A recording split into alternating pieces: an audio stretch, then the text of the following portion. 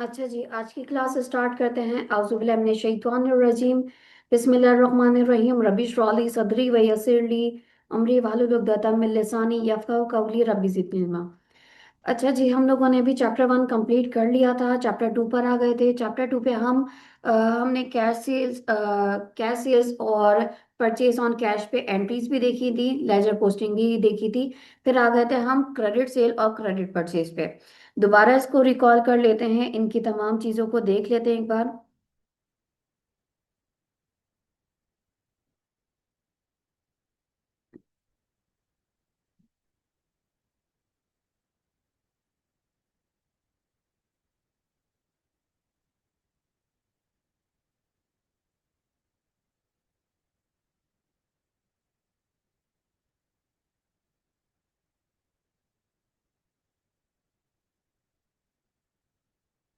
अच्छा जी, आ जाते हैं, बात कर लेते हैं। जब भी आपकी सेल होगी तो सेल की बेसिक एंट्री क्या बनती है?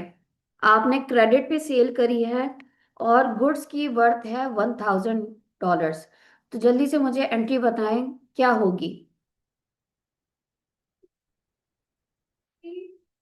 गुड्स सेल करी हैं, you sold goods of $1000 on credit. क्या बनेगी इसकी एंट्री?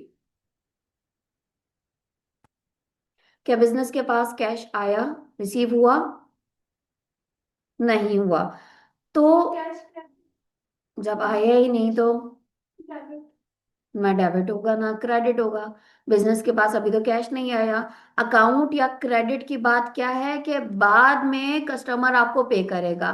तो अभी आपने रिसीव्ड नहीं करा, उसके लिए हम क्या लिखते हैं? Account receivable.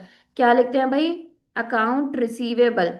एंट्री क्या बनेगी? फॉर एग्जाम्पल आपने मिस्टर ए से परचेज करा, एंट्री बनेगी अकाउंट रिसीवेबल। ये अमाउंट आपने रिसीव करनी है, आपके लिए एसेट है। एसेट जब भी इंक्रीज होगा क्या करा जाएगा भाई? डेबिट पे रिकॉर्ड करा जाएगा। कितने से? इसने कहा था $1000 की वो गुड्स थी, ठीक है। अब ये आपके अकाउंट रिसीवेबल डेबिट पे 1000 क्यों आ रहा है? क्योंकि आपने सेल्स करी है। सेल्स क्या है? रेवेन्यू। जब भी इंक्रीज होता है कहाँ लिखा जाता है? क्रेडिट साइड पे। कितने से भाई? $1000 से। ठीक है, अभी मैं ये वाली नहीं करवा रही हूँ, अभी मैंने सिर्फ इनको नहीं बल्कि एक ओवरऑल व्यू दे रही हूँ कि भाई आपके पास किस तरह से रिकॉर्ड करी जाती है। अच्छा, अकाउंट रिसीवेबल के साथ आप यहाँ क्या लिखते हो? उनका नाम जिससे आप जिसको आपने सेल करी है, ठीक है। तो डेबिट से पहले आप क्या लिखोगे? डेबिट आपको लिखना नहीं होता बेसिकली। किस तरह से ये काम करा जाता है आपके पास?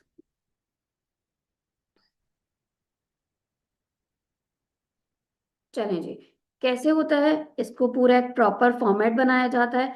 सबसे पहले आपके पास क्या होता है? इस फॉर्मेट पे लिखा जाता है डेट, एक तरफ आती है, ठीक है। दूसरी तरफ आपके पास पर्टिकुलर्स लिखे जाते हैं।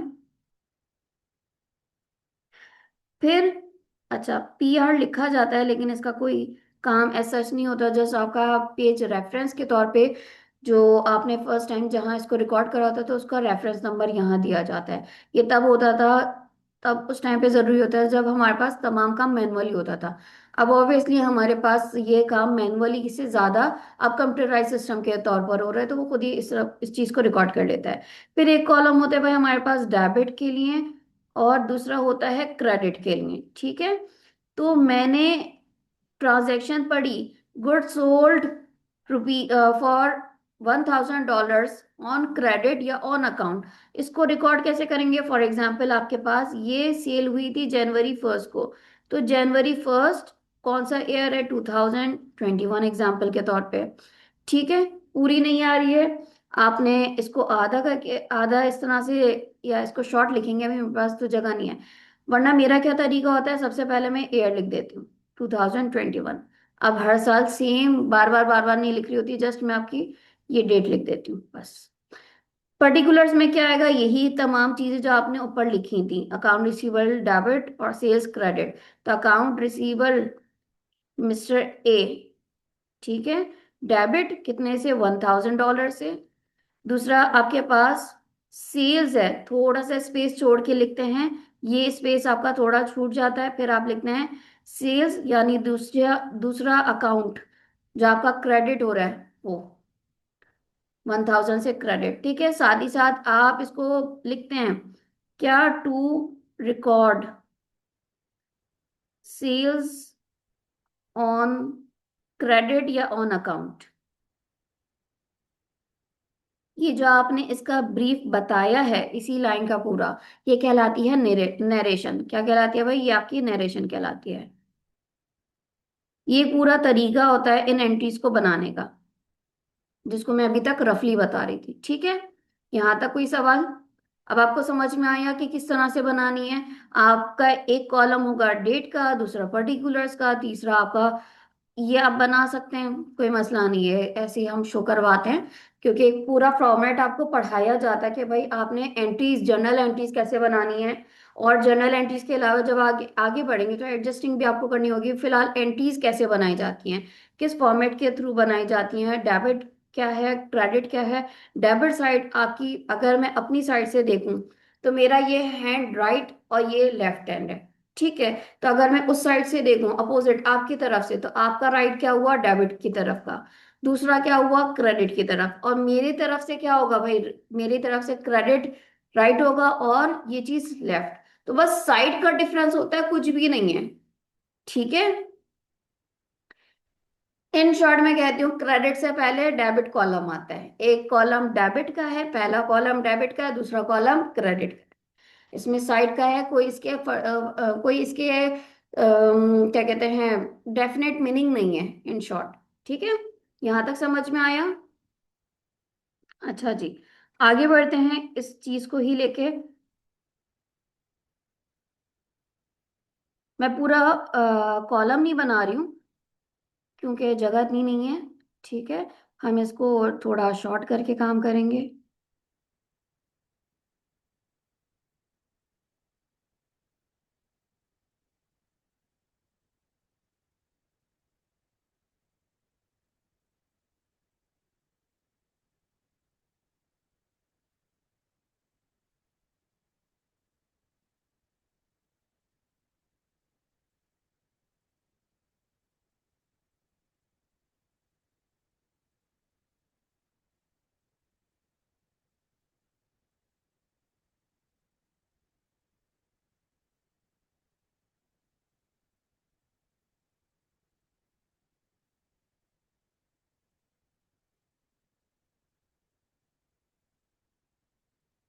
ठीक है, आई होप कि आपको विजिबल होगा नोटपैड, सही है। तो हमने क्या कहा था, हम क्या कह रहे हैं कि आपने गुड सेल करी है।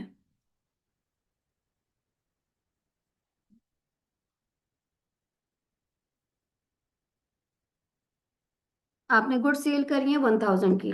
क्या एंट्री बनी थी, अकाउंट रिसीवर डेबिट हो गया था भाई 1000 से, और सेल्स हो गई थी क्रेडिट 1000 से। फॉर एग्जाम्पल आपने ये गुड्स सेल करी है मिस्टर ए को, तो हो गया account receivable mister A 1000 debit और सेल्स हो गई 1000 क्रेडिट। ये बात क्लियर हो गई, ठीक है।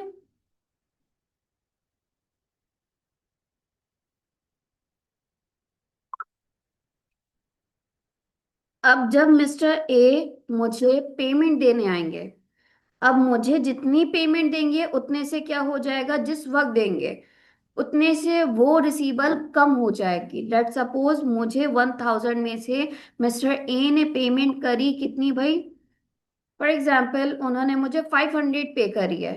तो जितनी पे करी है उसके बदले में क्या आया होगा, क्या रिसीव करा होगा आपने, कैश। कैश क्या हो जाएगा भाई बिजनेस के पास, डेबिट हो जाएगा। फॉर एग्जाम्पल आपने हाफ पेमेंट अभी रिसीव करी है, ठीक है। और इतने से आपके पास जो उसके ऊपर एक लाइबिलिटी, कस्टमर के ऊपर लाइबिलिटी थी, इतने से ये क्या हो जाएगी, कम हो जाएगी। क्लियर है? 500 से इतनी कम हो गई, क्लियर है। अब देखें, सेम हम हर चीज का लेजर भी बना लेते हैं। किसका है लेजर भाई, अकाउंट रिसीवल का, मिस्टर ए का। अब अकाउंट रिसीवल में क्या हो रहा था, डेबिट पे 1000 रिकॉर्ड हो रहा था। सबसे पहले आपने डेबिट पे रिकॉर्ड कर लिया। इसके 1000 होने का रीजन, रीजन हम अपोजिट वाले को लिखते हैं। रीजन हम अपोजिट पे जो आता है उसको लिखते हैं। अपोजिट पे क्या आ रहा है आपके पास, सेल्स आ रही है, तो सेल्स इसके डेबिट होने का रीजन, किसके डेबिट होने का? अकाउंट रिसीवर के। अकाउंट रिसीवर डेबिट क्यों हो रहा है? इसके डेबिट होने का रीजन सेल्स। ठीक है। इसी तरह अकाउंट रिसीवर क्रेडिट क्यों हो रहा है? कितने से हो रहा है पहले ये बताएं? 500 से। इसके क्रेडिट पे रिकॉर्ड होने का रीजन आपने कहा दूसरी साइड पर आओ, डेबिट है इसका रीजन, यानी कैश है इसका रीजन। क्लियर है?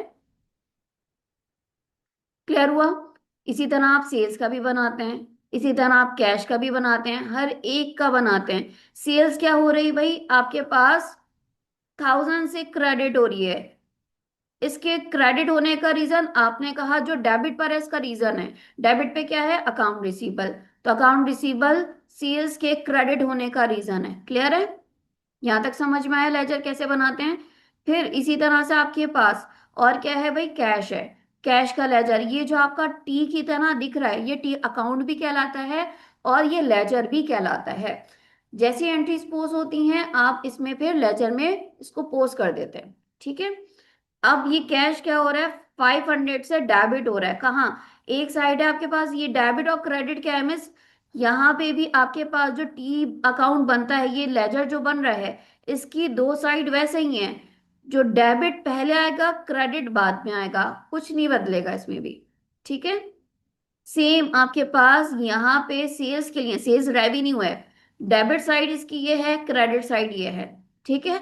तो एंट्री जैसे हम पास करते हैं ना, डेबिट पर ये आ रहा है, तो लेजर में आप उसकी अमाउंट लिख देते हैं। बस आप जो नरेशन यहाँ दिखाते हैं वो चेंज हो जाता है, उसमें आप रीजन बताते हो। अब यहाँ कैश क्या हो रहा है? डेबिट पे आ रहा है, कितने से भाई? $500 से। इसके 500 पर आने का रीजन, 500, इसका 500 डेबिट पर आने का रीजन कैश का अकाउंट रिसीबल। क्या है इसका रीजन? Account receivable. अच्छा, इसका पूरा एक फॉर्मेट होता है बनाने का, मैंने अभी रफली बनाया था। ये पूरा एक लेजर का फॉर्मेट होता है। अकाउंट नेम यहाँ पर आ जाता है, जो भी अकाउंट है, जैसे आपके सामने कैश आया था, आपके सामने सेल्स आया था, आपके सामने अकाउंट रिसीबल आया था। इस तरह अकाउंट्स पेबल भी आता है, इस तरह से आपके पास डिस्काउंट की बात भी आती है, इस तरह से आपके पास एसेट्स के नाम भी आते हैं। ठीक है। तो तमाम की एक साइड होती है डेबिट, दूसरी साइड होती है क्रेडिट। ठीक है। अब इसमें आपके पास सेम उसी तरह से डेट आती है, डेट का कॉलम आ जाता है। फिर आपके पास एक होती है जिसको आप नरेशन या पर्टिकुलर जो समझ लो वैसे लिखते हैं। फिर आपके पास अमाउंट आ जाती है, क्या आ जाती है भाई? अमाउंट। सेम दूसरी साइड पे भी इसी तरह से होता है, क्योंकि हमारी जगह खत्म हो गई, मैंने जरा दूसरी तरफ ज्यादा कर लिया। इसके बराबर में भी सेम इसी तरह डेट आएगा, फिर पर्टिकुलर्स आएंगे, और फिर आपके पास अमाउंट आ जाएगी। ठीक है। अब जितनी बार फॉर एग्जाम्पल कैश डेबिट हुआ है, इतनी अमाउंट से आ जाएगा, और यहाँ पर्टिकुलर्स या नरेशन में उसका रीजन, रीजन उसके अपोजिट वाला होगा। अगर ये डेबिट पर आ रहा है तो इसके अपोजिट वाला इसका रीजन होगा। अगर ये क्रेडिट पर आ रहा है तो अपोजिट वाला इसका इसका रीजन होगा। क्लियर है? अब देखें, फिर हम क्या करते हैं? बैलेंस निकालते हैं। कैसे? अब मैं तमाम एसेट, एक्सपेंसेस और भाई आपकी ड्राइंग के लिए कहती हूँ, आप पहले क्या कर लो? डेबिट साइड को नोट डाउन कर लो। किसको? डेबिट को। डेबिट का टोटल कितना आ रहा है? 1000 आ रहा है। और क्रेडिट का टोटल कितना आ रहा है? 500। तो मैं तमाम एसेट, एक्सपेंसेस और ड्राइंग के लिए कहती हूँ डेबिट का टोटल करो, और फिर उसको माइनस कर दो क्रेडिट में से। ठीक है। माइनस कर देंगे तो कितनी आएगी अमाउंट? डिफरेंस जो आ रही है कितनी आ रही है? 500 आ रही है। जोर से बोला करो, डरो नहीं, कुछ नहीं है, जोर से बोले। ये 500 जो आ रही है, हैवी साइड मुझे बताएं कौन सी दिख रही है? डेबिट साइड के क्रेडिट साइड? डेबिट साइड आपकी हैवी है। क्या है भाई? हैवी है। ठीक है। कितने से हैवी है? 500 से हैवी है। लेकिन हम जस्ट प्रेजेंटेशन के लिए दूसरी तरफ बैलेंस लिखते हैं। ये जो बैलेंस आएगा ये कहलाता है सीडी बैलेंस या सीएफ बैलेंस। सीडी भी लिखते हैं, सीएफ भी लिख सकते हैं, या इसका दूसरा नाम, तीसरा नाम सॉरी, क्लोजिंग बैलेंस भी होता है। हर महीने debit credit, debit credit, debit credit ऐसे ही चलता रहता है।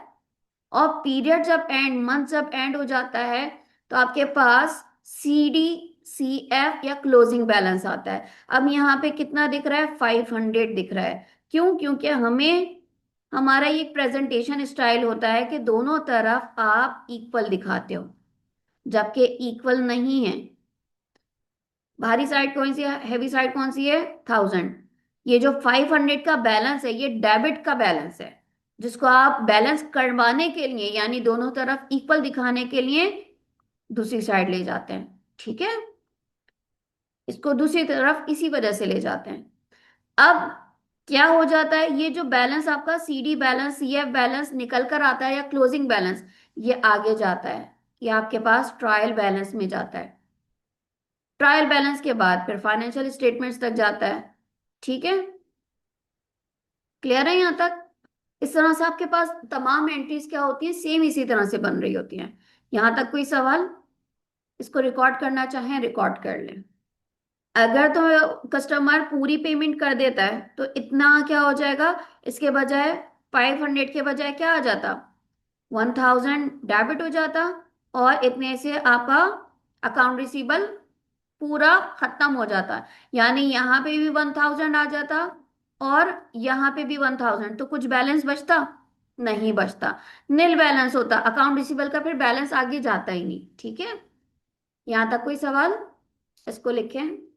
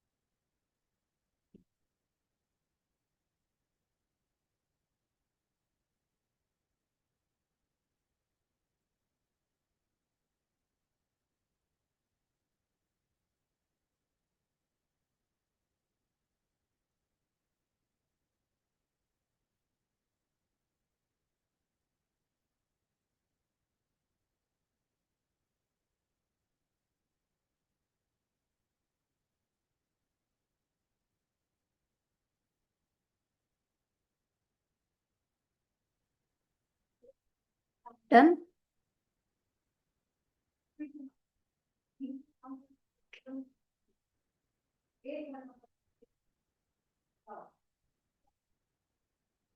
ठीक है जनाब, इसी तरह से आप समझे हैं कि अब हम बात कर रहे हैं किसकी, परचेजेस की। वही 1000 की अमाउंट ली है, परचेज कर रहे हैं, लेकिन कब, क्रेडिट पे। अभी आपने पेमेंट सप्लायर को नहीं दी है, बाद में देंगे, 2 महीने 3 महीने का जो भी एग्रीमेंट है तब देंगे। तो इसको रिकॉर्ड करने का तरीका मैंने आपको कहा था, जब भी आप गुड्स की बात करें, गुड्स की बात करें, ठीक है, गुड्स हो गया या मर्चेंडाइज इन्वेंट्री हो गई, ठीक है, मर्चेंडाइज इन्वेंट्री, या फिर आप कह सकते हैं स्टॉक की बात। तो जब भी ये परचेज करा जाएगा तो कहाँ रिकॉर्ड होगा भाई, ये परचेजेस में रिकॉर्ड होगा। ठीक है, कितने की अमाउंट थी, 1000 की। तो मैंने जब गुड्स परचेज करे, कैसे रिकॉर्ड करूंगी, परचेजेस हो जाएगा डेबिट, परचेजेस डेबिट हो जाएगा। वैसे ही पूरा बनेगा, डेट आएगी पर्टिकुलर, पर्टिकुलर में परचेजेस लिखा जाएगा। डेबिट हो रहा है कितने से भाई, $1000 से। और इस, और क्या हो रहा है, क्रेडिट क्या लिखूंगी मैं, payable, accounts payable. Accounts payable for example आपने मिस्टर ए से ही परचेज करा, एग्जांपल, चलो इसको बी से कर देते हैं ताकि घपला ना हो। क्लियर है? क्या हो रहा है, क्रेडिट हो रहा है कितने से भाई, $1000 से। क्लियर है? सेम उसी तरह आप लेजर पोस्टिंग कर देंगे। परचेजेस का आपने लेजर बनाया, परचेजेस क्या हो रहा है, डेबिट हो रहा है, डेबिट पे रिकॉर्ड कर लें कितने से हो रहा है, $1000। इसके डेबिट होने का reason accounts payable, very good, ठीक है। महानूर पढ़कर आई है, सॉरी ये पेबल है, रिसीबल नहीं है। क्लियर है। अब देखो जितने से मैं पेमेंट कर दूं, फॉर एग्जांपल मैंने 900 से पेमेंट करी है, ठीक है, अभी बाकी कितने डॉलर्स रह गए पे करना, $100 रह गए। तो मैंने जितने से पेमेंट कर दी है उतने से मेरी क्या हो जाएगी, लायबिलिटी कम हो जाएगी। क्या हो जाएगी, अकाउंट्स पेबल मेरा इतने से कम हो जाएगा। अकाउंट्स पेबल बढ़ता कहाँ है, क्रेडिट साइड पे, कम कहाँ होगा, डेबिट साइड पे। कितने से, फॉर एग्जांपल अभी मैंने 900 पे कर दिए, 100 अभी मेरे ऊपर ड्यू है। और बिजनेस के पास से कैश डिक्रीज हो रहा है, तो जब भी ऐसे डिक्रीज होता है कहाँ रिकॉर्ड किया जाता है भाई, क्रेडिट पे। कितने से, $900 से। क्लियर है। सेम इसी तरह आप अकाउंट्स पेबल भी बनाएंगे। अकाउंट्स पेबल क्या हुआ था बेटा, क्रेडिट हुआ था। अकाउंट्स पेबल लाइबिलिटी है, जब भी इंक्रीज होगी क्रेडिट साइड पे इंक्रीज होगी, और जब भी डिक्रीज होगी तो कहाँ लिखा जाएगा, डेबिट साइड। इसके क्रेडिट पे आने का रीजन, क्रेडिट पे आने का रीजन परचेजेस, ऊपर लिखा हुआ है क्रेडिट पे आने का रीजन, ठीक है, परचेजेस। इसके डेबिट पे आने का रीजन बेटा, इसके डेबिट पे आने का रीजन अकाउंट्स पेबल के सामने स्क्रीन पे शो हो रहा होगा ना, है ना, ऐसा ही है ना। फिर तीसरा लेजर किसका है भाई हमारे पास, कैश का। सबके अलग अलग बनेंगे। और फिर इसी तरह से आपके हर चीज का बैलेंस निकल कर आएगा। अब आपके पास जो कैश है, कैश क्या हो रहा है, क्रेडिट हो रहा है। कितने से हो रहा है भाई, 900 से। इसके क्रेडिट होने का रीजन आपने कहा ये डेबिट वाला क्या, अकाउंट्स पेबल। क्लियर है। अब वैसे ही आप बैलेंस निकालेंगे क्या, आपके पास परचेजेस एक्सपेंस है, कैश एसेट है, कौन सा भाई, करंट एसेट, और अकाउंट्स पेबल आपका करंट लायबिलिटी है। इन नेचर को समझ जाइएगा, अब नेचर के हिसाब से खेलना है। क्या, आपने एसेट एक्सपेंसेस और ड्राइंग में सबसे पहले डेबिट साइड को टोटल करना है और क्रेडिट साइड को बाद में, फिर डेबिट में से क्रेडिट माइनस करना है। ठीक है। दूसरी चीज क्या भाई, आपके पास रेवेन्यू है, लायबिलिटीज है और कैपिटल, इनके पहले क्रेडिट साइड को टोटल करेंगे आप, ठीक है, और उसको माइनस करवा देंगे डेबिट से। ये याद रखिएगा। मैंने क्या कहा, आप लायबिलिटी या रेवेन्यू या कैपिटल का पहले क्रेडिट साइड टोटल करेंगे और उसको माइनस करवाएंगे डेबिट से। एग्जाम्पल देखो, यहाँ क्रेडिट साइड है, यहाँ डेबिट साइड है, ऐसा ही है। क्रेडिट साइड पे आपको कितना दिख रहा है, हम्म, 1000 दिख रहा है। क्रेडिट साइड पे आपको कितना दिख रहा है, 1000। डेबिट साइड पे कितना दिख रहा है, 900। तो क्रेडिट में से आप क्या करें भाई, क्रेडिट में से डेबिट माइनस करें, कितना डिफरेंस आ रहा है, ये बैलेंस आ रहा है $100 का। ये बैलेंस किसका इजाफी है, डेबिट का इजाफी है। किसका इजाफी है, मैंने कहा हैवी साइड, इजाफी किसका है, क्रेडिट का ज्यादा है। कितना ज्यादा है, 100। हम सिर्फ बैलेंस के, आपके पास यहाँ पे भी 1000 आए और यहाँ पे भी शो हो 1000 का, इस वजह से आप दूसरी साइड पे उसका बैलेंस दिखाते हो। ये बैलेंस CF या CD बैलेंस कहलाता है, ठीक है। कितना आएगा, 100, ठीक है। अब यही बैलेंस आगे चला जाएगा ट्रायल बैलेंस में, फिर उसके बाद स्टेटमेंट्स में। क्लियर है। फिर मैंने क्या कहा था भाई, एसेट हो, एक्सपेंसेस हो और ड्राइंग हो, इनका पहले डेबिट साइड टोटल करिएगा, फिर बाद में उसको क्रेडिट से माइनस करिएगा। यहाँ क्या है आपके पास, डेबिट साइड कितना है, 1000 है, कितना है, 1000, और क्रेडिट साइड पे कितना है, कुछ भी नहीं है, 0 है। तो 1000 में से जब आप 0 माइनस करेंगे कितना आएगा, 1000 ही आएगा। इतना घबराए नहीं, इसका मतलब क्या है, बैलेंस CF के तौर पे आगे कितना जाएगा, 1000। यही 1000 आगे चला जाएगा और हम बस शो करवाते हैं कि दोनों साइड इक्वल हैं, जबकि होती नहीं है। हैवी साइड जिसकी होगी, आपके पास बैलेंस उसी नाम से आएगा। हैवी साइड कौन सी है इसकी? डेबिट साइड, तो ये बैलेंस क्या कहलाएगा? Debit balance. ठीक है। और यहाँ पे हैवी साइड कौन सी थी? क्रेडिट साइड, तो इसका बैलेंस क्या कहलाएगा? Credit balance. क्लियर? ठीक है। इसी तरह आप कैश का निकाल लो भाई, इसकी इसकी क्या है? आपके पास कैश क्या हो रहा है? क्रेडिट हो रहा है। अच्छा, ये हमारा अभी जाहिर सी बात है इक्वल नहीं है हमारे, हमने जस्ट एक एग्जाम्पल के तौर पे कि भाई कैसे रिकॉर्डिंग करेंगे। तो आपके पास इस तरह से डेबिट पे भी रिकॉर्ड होगा, क्रेडिट पे, डेबिट क्रेडिट फिर माइनस करके आप लिखते हो। अभी फिलहाल हमारी डेबिट की नहीं है तो हम इसको छोड़ देते हैं। क्लियर है? यहाँ तक कोई ऐसी चीज जो समझ में ना आए? हम्म। ठीक है। तो मैंने आपको समझा दिया, जब आपको सेल करते हैं गुड्स, और आप सेल करने के बाद क्रेडिट पे कैसे रिकॉर्ड करते हैं, कस्टमर से जितनी पेमेंट आए उसको कैसे रिकॉर्ड करते हैं, और लेजर के में कैसे पोस्ट करते हैं। सेम मैंने परचेजेस के हवाले से भी बताया। ठीक है, यहाँ तक क्लियर है? अब ये हमारी कुछ लास्ट टाइम वाली थी जो आप लोगों के कहने पे मैंने दोबारा से रिकॉल करवा दी है, दोबारा से आपको ये समझा दिया है। ये तमाम एंट्रीज विद लेजर्स आप बना कर लाइएगा। ठीक है। आगे इसमें बढ़ते हैं, आप चाहो इसको रिकॉर्ड कर लें ताकि फिर हम आगे का टॉपिक डिस्कस करें।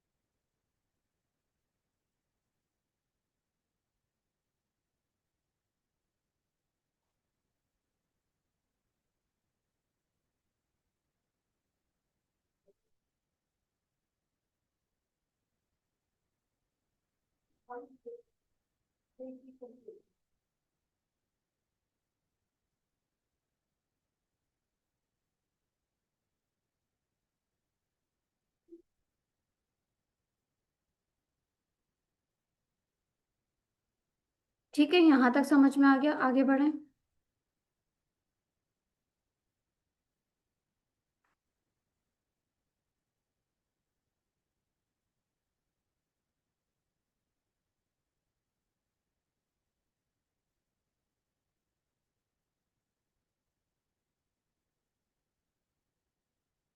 ठीक है।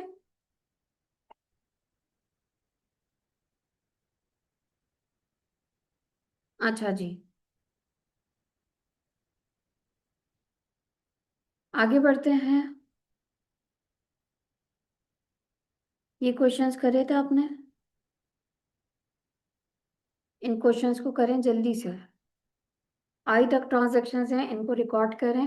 मैंने आपको बताया था एसेट्स इंक्रीज होता है तो डेबिट पे रिकॉर्ड होता है, एसेट डिक्रीज होता है तो क्रेडिट पे रिकॉर्ड होता है। इसी तरह एक्सपेंस जब भी इंक्रीज होगा या ड्राइंग इंक्रीज होगा तो डेबिट पे रिकॉर्ड होगा, और जब भी एक्सपेंस डिक्रीज होगा तो क्रेडिट पे रिकॉर्ड होगा। ठीक है। कैपिटल, लाइबिलिटी और रेवेन्यू के लिए भी मैंने बताया था, ये जब भी इंक्रीज होंगे क्रेडिट पे रिकॉर्ड होंगे, और जब डिक्रीज होंगे तो वाइस वर्सा। ठीक है, जल्दी से इन तमाम ट्रांजैक्शंस को रिकॉर्ड करें।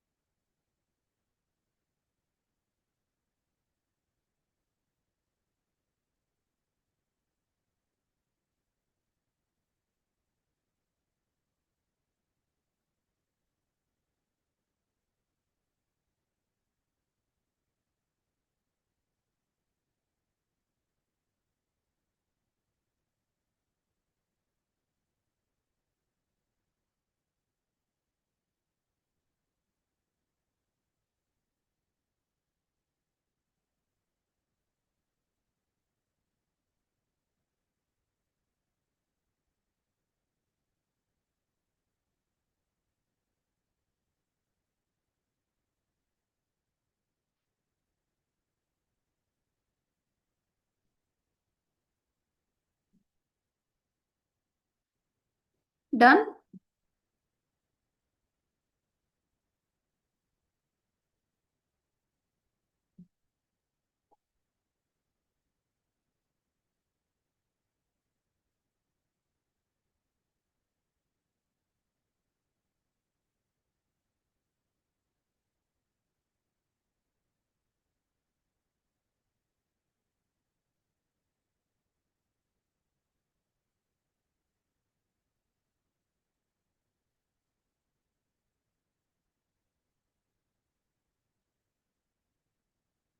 बेटा 2 मिनट के अंदर अंदर जल्दी से बनाए, ज्यादा टाइम नहीं लेंगे इसमें।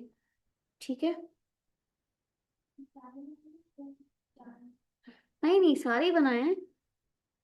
ये टॉपिक्स हमारे काफी टाइम से डिस्कस हो रहे थे।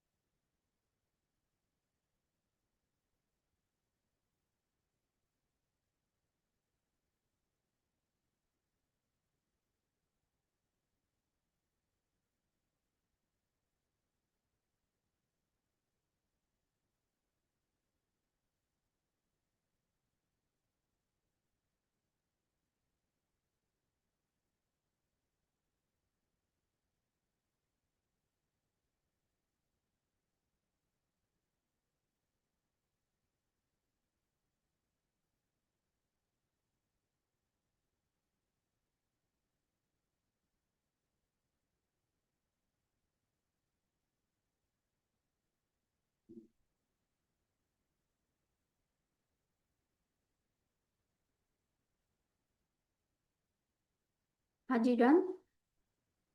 कितनी हो गई?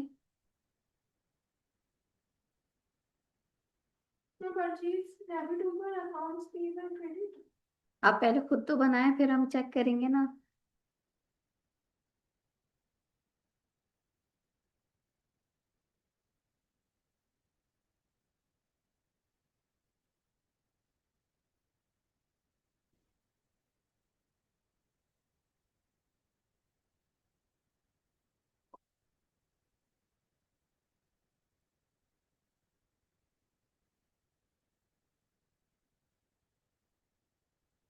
डन मानूर।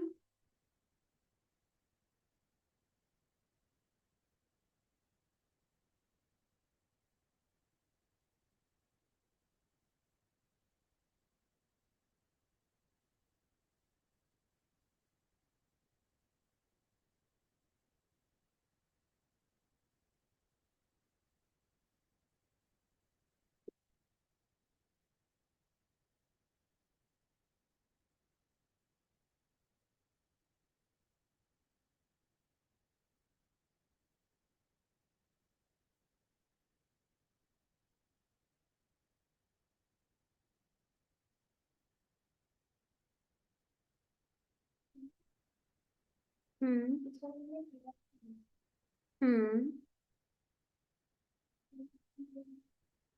अभी हमने कलेक्ट करने की भी देखी थी, है ना।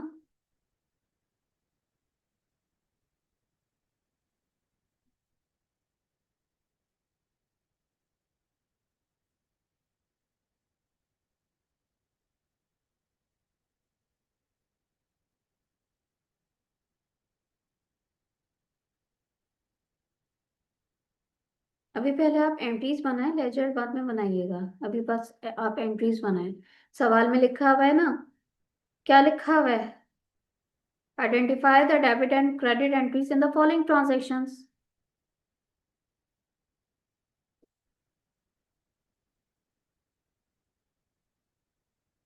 सवाल को देखते हुए हमें रीड करना है।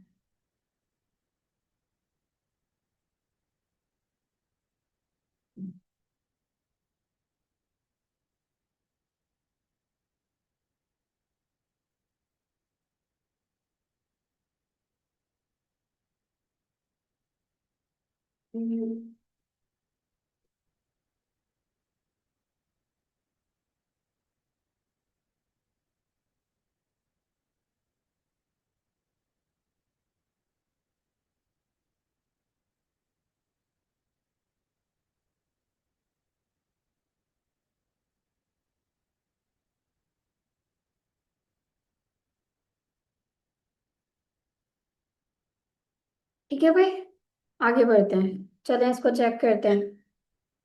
पहली क्या लिखी है? Bought a machine on credit from A. A से मुराद मिस्टर ए। कॉस्ट 8,000। आपने मशीन परचेज करी है क्रेडिट पे। किस पे? क्रेडिट पे। सामने जाहिर है, ये अल्फाज जरा गौर से देखिएगा। इन अल्फाजों पे गौर करिएगा। बॉट बाय की सेकंड फॉर्म है, लेकिन आपने परचेज क्या करी है? मशीन क्रेडिट पे। क्या एंट्री बनेगी?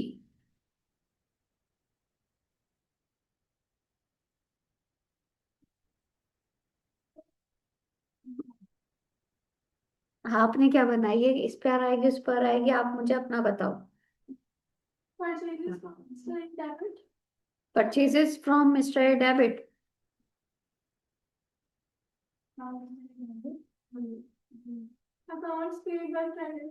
Accounts payable credit. Account receivable. बेटा आप पहले ये डिसाइड करो कि आपने परचेज करी है कि सेल करी है। परचेज करेंगे तो आपको पैसे देने हैं कि लेने हैं? अगर सेल करेंगे तो पैसे देने हैं कि लेने हैं?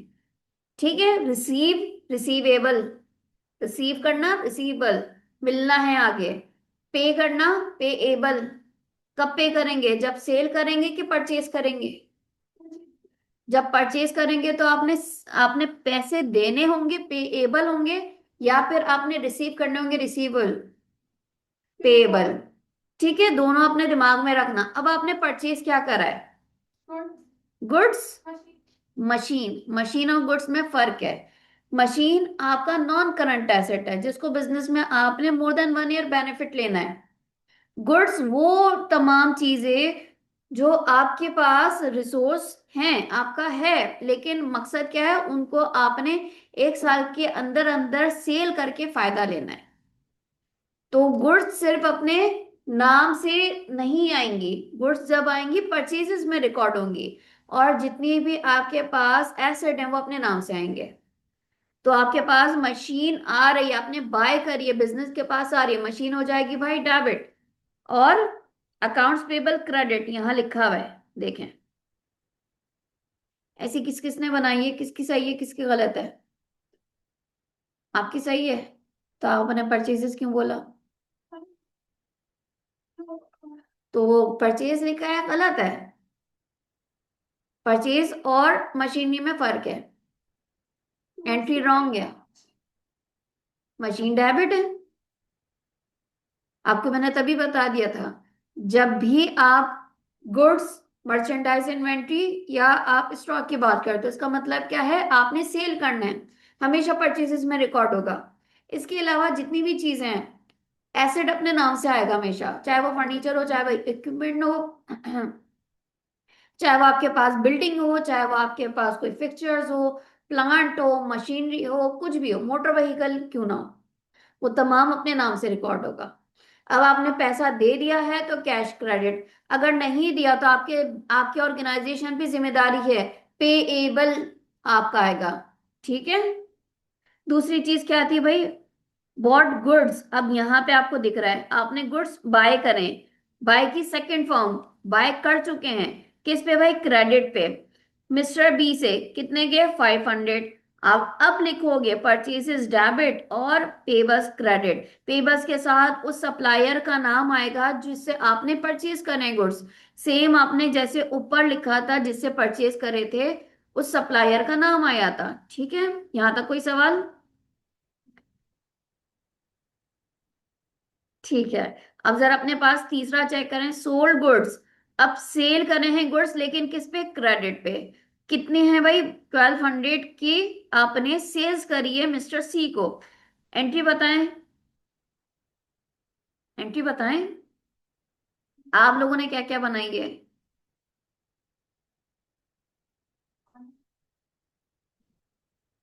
डेबिट पे रिसीवेबल आना है ना। आप क्या, अकाउंट रिसीवेबल या ट्रेड रिसीवेबल होगा डेबिट, आपने उल्टी बनाई है। क्यों? अकाउंट रिसीवेबल या ट्रेड रिसीवेबल क्या हो जाएगा, क्योंकि हम बेसिकली गुड्स का मकसद क्या है, सेल करना, तो ट्रेड रिसीवेबल की बात हो जाएगी। ट्रेड रिसीवेबल हो जाएगा डेबिट, मिस्टर सी, और सेल्स क्रेडिट। ठीक है, कितने डॉलर से, $1200 से। आपने पेमेंट करी मिस्टर डी को, कितनी पेमेंट है, $300 की। तो जितनी हम पेमेंट कर देते हैं उतने से हमारी लाइबिलिटी कम हो जाती है। लाइबिलिटी कम होती है, डेबिट साइड पे बढ़ती है, क्रेडिट साइड ये हमने डिस्कस करा था। इतना आपका, आपके पास से कैश भी कम हो रहा है, तो जैसे ही एसेट कम होगा क्रेडिट पे आ जाएगा। कितने से भाई, $300 से। क्लियर है यहाँ तक? कोई सवाल? फिर आपने कैश कलेक्ट करे $180 मिस्टर ई से। तो जितना आप रिसीव कर लेंगे उतने से उस कस्टमर का रिसीवेबल कम हो जाएगा। और कैश जो कि एसेट है, जब भी इंक्रीज होगा तो बिजनेस में डेबिट साइड पे रिकॉर्ड हो जाएगा। ठीक है, कैश डेबिट और रिसीवेबल क्रेडिट हो जाएगा। क्लियर है? आगे फिर आपने वेजेस पे करी हैं। वेजेस इटसेल्फ एक्सपेंस है। सैलरीज हो गई, वेजेस हो गई, ये तमाम क्या है, बिजनेस के लिए एक्सपेंस है। तो भाई आप वेजेस एक्सपेंस को कर देंगे डेबिट, क्योंकि इंक्रीज होते हैं डेबिट पे रिकॉर्ड हो जाते हैं। और पेमेंट कर रहे हैं तो कैश क्या हो जाएगा, क्रेडिट 4000 से। ठीक है। अब जी है, आपने रिसीव करा है, अभी पेमेंट नहीं करी है बिल की, जस्ट आपने रिसीव करा है बिल। बिल इटसेल्फ, आपने कोई गैस का परचेज करा, आपके पास आया, सॉरी परचेज कह रही हूँ, आपके पास बिल रिसीव हुआ गैस का, या आपके पास इलेक्ट्रिसिटी का, या फिर आपके पास टेलीफोन का, किसी भी, वो एक्सपेंस कहलाएगा। तो आपके पास क्या हो रहा है भाई, एक्सपेंस। जब आपके पास रिसीव हो रहा है तो किसको आपने, अच्छा ये है रेंट का बिल, तो रेंट क्या हो जाएगा, कहाँ है भाई हमारे पास, रेंट एक्सपेंस डेबिट। और पे बस, क्योंकि अभी आपने पे नहीं करा, जब पे करेंगे तो इतनी लाइबिलिटी आपकी तब कम होगी। तो सेकंड आपके पास एच में आपकी ये लाइबिलिटी कम हो रही है, 7, जितना आपके पास जिम्मेदारी थी उतने आपने पेमेंट कर दी है। ठीक है, पहला आप rent expense debit, payable credit. फिर जब आप उसके नेक्स्ट डे, या जो भी हम इसको कंसीडर करें, क्योंकि इसमें डेट नहीं लिखी है, तो पेबल्स उतने से पूरा कम हो रहा है, कैश बिजनेस के पास से जा रहा है, तो इस वजह से क्रेडिट हो रहा है। फिर इंश्योरेंस प्रीमियम आपने पे करा है $90 से, तो इंश्योरेंस आपके पास एक्सपेंस डेबिट और कैश क्रेडिट। यहाँ तक कोई सवाल? अच्छा जी, फिर आगे बढ़ते हैं। देन अब फिर आ जाते हैं हमारे पास कैपिटल एक्सपेंडिचर और रेवेन्यू एक्सपेंडिचर। अब ये दोनों हैं क्या?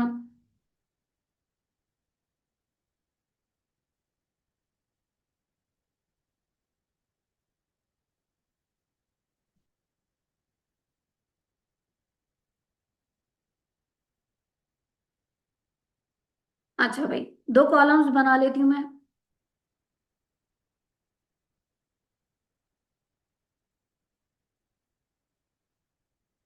दो कॉलम्स बना लेती हूँ। एक है आपके पास, एक है आपके पास कैपिटल का, दूसरा है आपके पास रेवेन्यू का। इसका क्या मकसद है?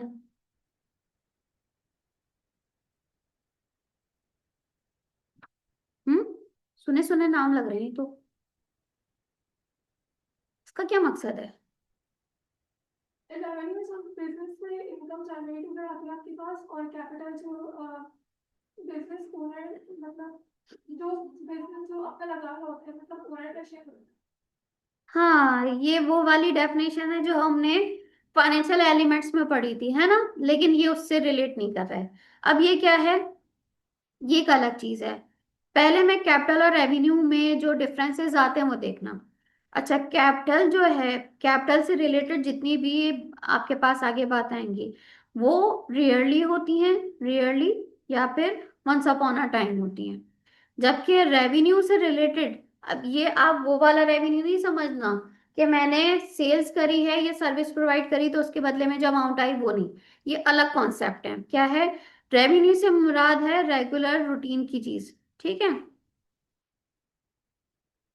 रियरली जो कभी कभार हो, रेगुलरली जो हमेशा होता रहता है। इसका या इसका मतलब है एक साइकिल चल रहा है, एक रूटीन चल रहा है, रूटीन भी आप कह सकते हो, ठीक है।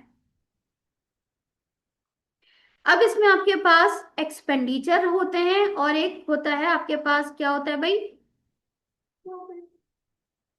एक आपका कहलाएगा कैपिटल एक्सपेंडिचर। हाँ, और एक रेवेन्यू एक्सपेंडिचर, ठीक है। दूसरा आपके पास क्या कहलाएगा, कैपिटल इनकम। और इसमें आपके पास रेवेन्यू इनकम। मीन्स ये रेवेन्यू तो इटसेल्फ इनकम है, तो फिर ये रेवेन्यू इनकम क्या। देखो, हमारे पास इनको समझने का क्या तरीका है। कैपिटल एक्सपेंडिचर आप किसको कहोगे, वो एक्सपेंडिचर जो कभी कभार होते हैं, रियरली मतलब कभी कभार हो रहे हैं। कौन सी चीजें कभी कभार हो रही हैं भाई, आपने ऑफिस बिल्डिंग कभी खरीदी, हर साल तो खरीदते नहीं होगे, 10 साल में, 20 साल में कभी आपने खरीदी। क्यों खरीदी, आपने स्कूल खोलना था, क्यों खरीदी, आपने शॉप खरीदनी थी, है ना। तो ये शॉप खरीद रहे हो, आपने शॉप चलानी है, आपने स्टेशनरी सेल करनी है, आपने फॉर एग्जाम्पल शॉप खरीद ली। अब ये हर दिन हर साल थोड़ी खरीदते रहेंगे, कभी कभार हुई है, ठीक है। तो वो एक्सपेंसेस जो कभी कभार हो, वो क्या है भाई, आपके पास कैपिटल एक्सपेंडिचर। आप इसमें क्या परचेज करते हो, नॉन करंट एसेट परचेज करते हो।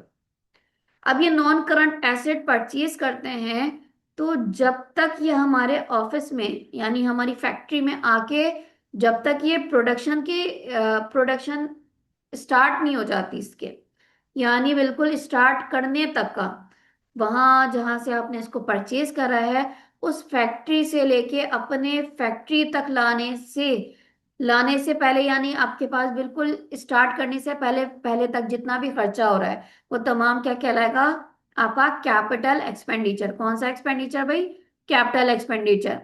आपने फॉर एग्जांपल घर में फ्रिज लेकर आते हैं, फ्रिज आपने उस शॉप से उठाया, लेकर आए, लेकर आए, आपने ट्रक में इसको रखा है, जो भी आपके पास क्या है, ट्रांसपोर्ट का एक्सपेंस हो रहा है। प्लस अपने घर में लेकर आते हैं तो एक फाउंडेशन बनाते हैं, उसको रखते हैं उस पे। तो जब स्टार्ट होने से पहले पहले तक वो जितना भी खर्चा आ रहा है, वो क्या कहलाएगा आपके पास, कैपिटल एक्सपेंडिचर। क्या कहलाएगा। अब ये एक्सपेंडिचर हर बार नहीं होता कि आपने हर साल फ्रिज लेकर आ रहे हो, हर साल टीवी लेकर आ रहे हो, हर साल आप डीप फ्रीजर लेकर आ रहे हो, ऐसा नहीं है।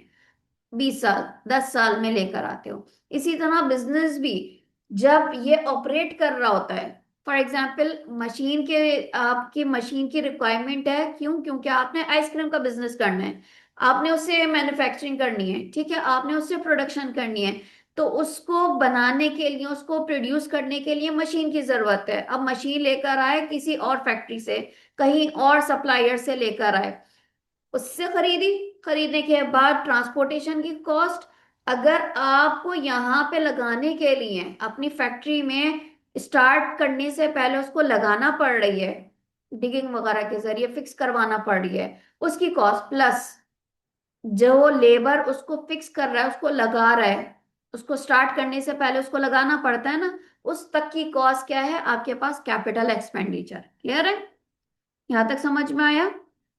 तो हम बेटा इस चीज को कहते हैं कैपिटल एक्सपेंडिचर, जो कभी कभार होता है। अब रेवेन्यू एक्सपेंडिचर जो आपको अक्सर और बेशतर होता हुआ दिखेगा, यानी एक्सपेंसेस आपको हर बार होते हुए दिखेंगे, कब, जब आप बिजनेस को ऑपरेट करते हो। ऑपरेट के दौरान आपको मेंटेनेंस भी दिखेगा, आपको सैलरीज भी पे करनी पड़ेंगी, आपको रेंट भी देना पड़ेगा, आपको आपको और क्या करना पड़ेगा भाई, अगर आपकी यूटिलिटीज इस्तेमाल हो रही है वो भी आपको देना पड़ेगा। तो रेगुलर बेसिस पे रूटीन में जितने भी एक्सपेंसेस हैं वो रेवेन्यू एक्सपेंडिचर। और जो रियरली हो रहा है, मोस्टली आपको यही चीज दिख रही है कि नॉन करंट एसेट को खरीदने पर हो रहा है, फिक्स एसेट को खरीदने पर हो रहा है, उसको परचेज करने से लेके स्टार्ट करने तक जितने भी एक्सपेंसेस हैं वो तमाम कैपिटल एक्सपेंडिचर। अगर आप अपने मुल्क से बाहर से खरीद रहे हो, तो मुल्क के बाहर से अपने मुल्क में लाने तक, और उसके बाद अपनी फैक्ट्री में स्टार्ट करने से पहले पहले जितने भी हो रहे हैं वो तमाम कैपिटल एक्सपेंडिचर है, ठीक है। अगर तो बाहर से लाने पे इंपोर्ट ड्यूटी या फिर इंश्योरेंस वगैरह करवानी पड़ी, वो तमाम उसमें इंक्लूड होंगे। क्लियर है? दोनों में डिफरेंस समझ में आया? कैपिटल एक्सपेंडिचर किसे कहेंगे, रेवेन्यू एक्सपेंडिचर किसे कहेंगे? ठीक है। अब रेवेन्यू कैपिटल और कैपिटल इनकम किसे कहेंगे? देखो, जितनी भी हम रेगुलर रूटीन से इनकम जनरेट कर रहे हैं वो आपकी रेवेन्यू इनकम कहलाएगी। ठीक है? वो क्या कहलाएगी? रेवेन्यू। फॉर एग्जाम्पल, आपने जो आइसक्रीम बनाने वाली फैक्ट्री बनाई थी, अब उसमें आइसक्रीम बना रहे हो बना रहे हो बना रहे हो, आपका मकसद क्या था? सेल करना। तो ये जो सेल हो रही है ये आपके लिए रेवेन्यू इनकम कहलाएगी। ठीक है? और रेवेन्यू कहाँ जाएगी भाई? ये तमाम जो उस टाइम की ये रेगुलर रूटीन की चीजें कहाँ जाएंगी? इनकम स्टेटमेंट में। इसी तरह जो रेगुलर रूटीन के एक्सपेंसेस है वो कहाँ जाएंगे? Statement of profit and loss या फिर इनकम स्टेटमेंट कहलाते हैं। बाकी जो दूसरी चीज है कैपिटल एक्सपेंडिचर, कहाँ जाएगा? ये आपके पास एसेट के तौर पे दिखेगा। इसकी जितनी भी कॉस्ट आएगी, वो मशीन, फॉर एग्जांपल आपने मशीन खरीदी थी, मशीन को परचेज करने के बाद ट्रांसपोर्ट का खर्चा, ट्रांसपोर्ट करने के बाद आपने उसको फिक्स करवाया, एक जगह उसकी बनाई, जगह की वजह से आपने लेबर लगाई, वो तमाम चीजें मशीन की कॉस्ट में जाएगी। और वो कॉस्ट कहलाएगी क्या? मशीन, या अपने नाम से आएगी, वो कहलाएगा आपका non current asset. Non current asset हमेशा कहाँ दिखेगा? स्टेटमेंट ऑफ फाइनेंशियल पोजीशन, उसका दूसरा नाम बैलेंस शीट। ठीक है? क्लियर है? स्टेटमेंट ऑफ फाइनेंशियल पोजीशन में दिखेगा, बैलेंस शीट में, जो आपका दूसरा नाम है। किसके तौर पे? नॉन करंट एसेट के तौर पे। ठीक है? अब कैपिटल इनकम से क्या मुराद है? कैपिटल इनकम का मतलब ही यही है कि आपके पास वो इनकम जो कभी कभार आए, वो अमाउंट, वो इनकम जो कभी कभार आप अर्न करो। कब? आपने फॉर एग्जांपल जो मशीन परचेज करी थी, वो बेच दी है, तो उसके बदले में जो इनकम आई है वो आपकी रेगुलर इनकम नहीं है। आप उसका कारोबार नहीं करते हो। उसको बेचने की वजह से, उस मशीन को बेचने की वजह से जो इनकम आई है वो आपकी कैपिटल इनकम कहलाएगी। क्लियर है? यहां तक कोई सवाल? तो मैं इन शॉर्ट में पढ़ाती हूँ बेटा क्या। कैपिटल का मतलब समझो बहुत बड़ी चीज, वो कभी कभार होगी। और रेवेन्यू का मतलब छोटी, जो आप कह सकते हो रेगुलर रूटीन की चीज। अब आप जितनी इनकम जनरेट कर रहे हो रेवेन्यू में, वो आपकी रेगुलर रूटीन है। और जितने एक्सपेंसेस कर रहे हो वो आपकी रेगुलर रूटीन में, वो रेवेन्यू एक्सपेंडिचर है। ठीक है? जबकि कभी कभार होने वाला एक्सपेंसेस कैपिटल एक्सपेंडिचर, कभी कभार होने वाली इनकम कैपिटल इनकम। क्लियर है? फर्दर इसको आप रीड करें। यहां तक समझ में आया आपको?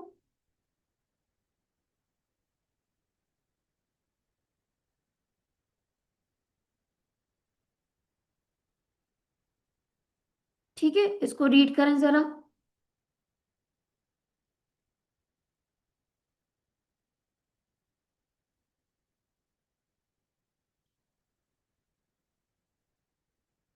वही तमाम चीजें हैं, बस मैंने इसको शॉर्ट करा है। कैपिटल एक्सपेंडिचर का मतलब क्या है? प्लीज रीड करें इसको।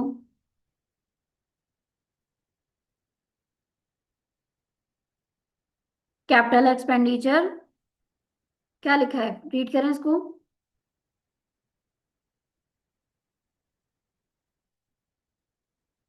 Acquisition of non current asset, आसान अल्फाज में खरीदने पे।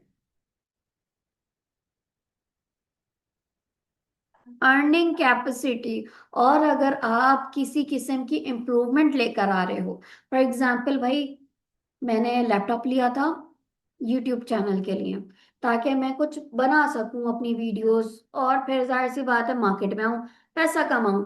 अब ये जो मैंने लैपटॉप लिया, इसकी हार्ड ड्राइव इतनी सही नहीं थी। मैं चाह रही थी कि भाई बहुत हैवी लोड उठाए ये वो। तो मैंने क्या करा, इसकी हार्ड ड्राइव को बढ़ाया और मतलब इसमें वो तमाम चीजें फिट कर दी जो एक प्रो लेवल कंप्यूटर में होती हैं। मैंने क्या करा, इसकी अर्निंग कैपेसिटी को इम्प्रूव कर दिया। तो वो कॉस्ट भी क्या कहलाएगी? Capital expenditure. ठीक है? मेंटेनेंस की बात नहीं कर रही हूँ, क्या उसकी अर्निंग कैपेसिटी को इम्प्रूव करने के लिए। सही है? अब ऐसे फॉर एग्जांपल आपने ये आईएसए का डिपार्टमेंट बनाया हुआ है, आईएसए में आपके पास ये डिपार्टमेंट बिल्डिंग जो है, हर साल फॉर एग्जांपल यहाँ पे हम थोड़ी मेंटेनेंस वगैरह करवाते हैं, कलर वगैरह, ताकि अच्छा लगा। लेकिन अगर इसकी दीवार टूट जाए, कुछ हो जाए, तो ये मेंटेनेंस नहीं कहलाएगा। या फिर आपने ऊपर वाला माला बनवाया जिसकी वजह से और कैपेसिटी बढ़ रही है, ठीक है, ये रूम नहीं था, आपने ये रूम बनवाया, तो आपने इसकी लाइफ को और बढ़ा दिया, आपने इसकी कैपेसिटी अर्निंग बढ़ा दी है। वो तमाम भी क्या कहलाएगा? कैपिटल एक्सपेंडिचर कहलाएगा। क्लियर है? इसको रीड करें प्लीज।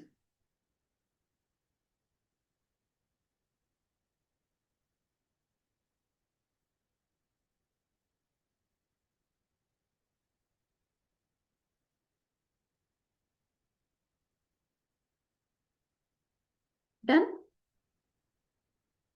डन। रेवेन्यू एक्सपेंडिचर भी बढ़े।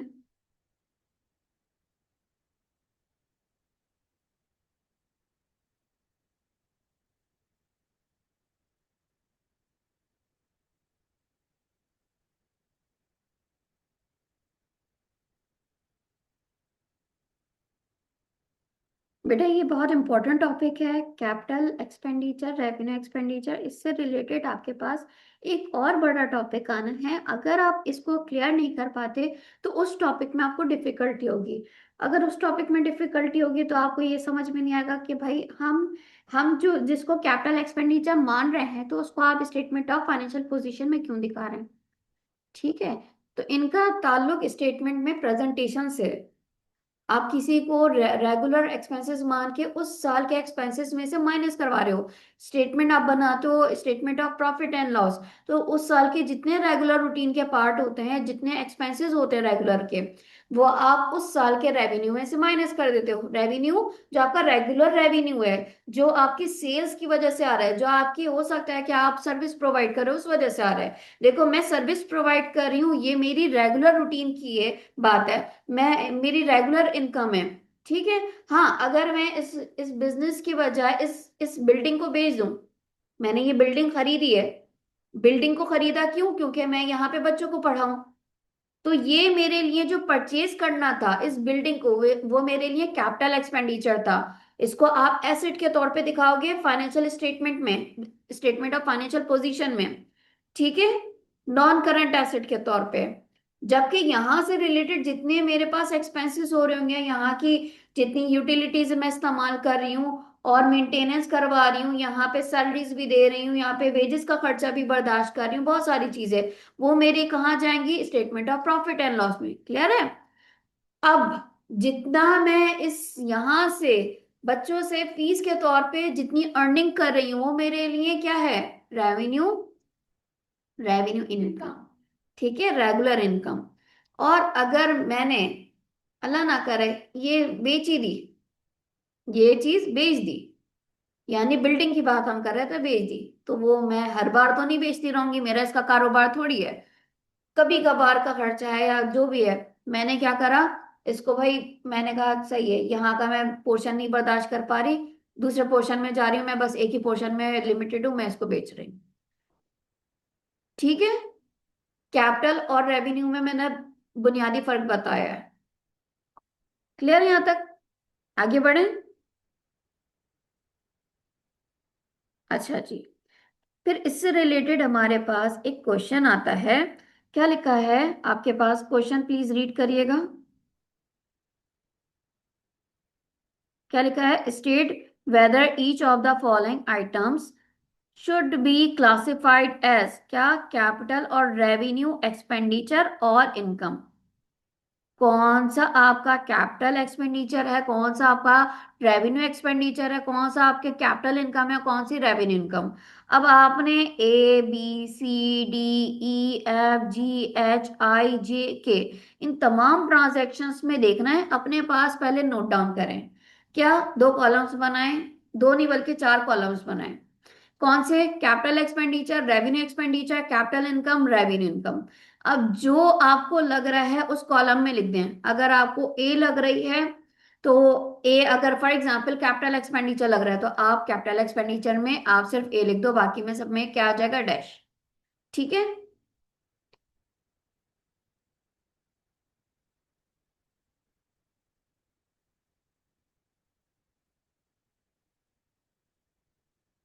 दो कॉलम्स पहले बनेंगे, यानी एक साइड कैपिटल की, दूसरी साइड रेवेन्यू की।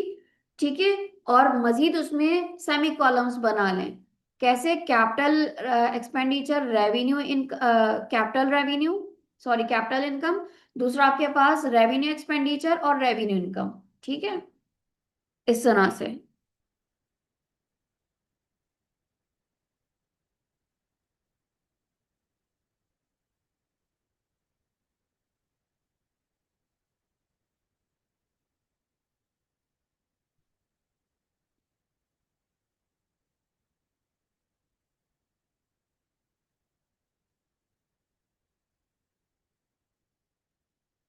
ठीक है, मैंने आपको क्या कहा था, आप पहले दो कॉलम्स बनाएं। ठीक है, एक आपके पास क्या है भाई, कैपिटल, दूसरा आपके पास रेवेन्यू। इसको मजीद आप क्या कर दें, सेमी कॉलम्स में डिवाइड कर दें। एक आपके पास क्या है, कैपिटल एक्सपेंडिचर, एक आपके पास कैपिटल इनकम, यहाँ पे आपका रेवेन्यू एक्सपेंडिचर, और यहाँ पे रेवेन्यू इनकम। ठीक है, अब इस तरह से आप इसको क्लासिफाई करें कि अगर आपको लग रहा है फॉर एग्जांपल ए ट्रांजैक्शन आपको रेवेन्यू एक्सपेंडिचर लग रही है तो आप इसमें ए लिख दें। अगर आपको बी लग रही है रेवेन्यू इनकम है तो आप इसमें बी लिख दें। जो भी आपको लग रहा है, ठीक है, वैसे करके करें।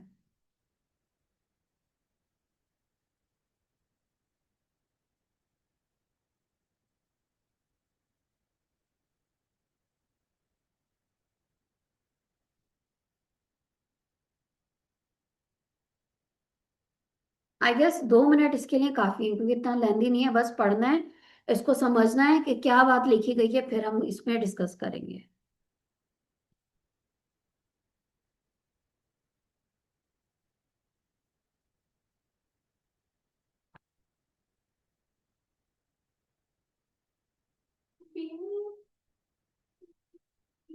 हम्म। अभी परचेज करके जो हमने उसकी पेमेंट करी हो, अभी आपको जो लग रहा है पहले आप वो बताओ, फिर हम इसको डिस्कस, हम इसको सॉलिसिटर्स फीस क्या लिखी है, in connection with the purchase of premises, just like आप समझ लो स्टेट एजेंट।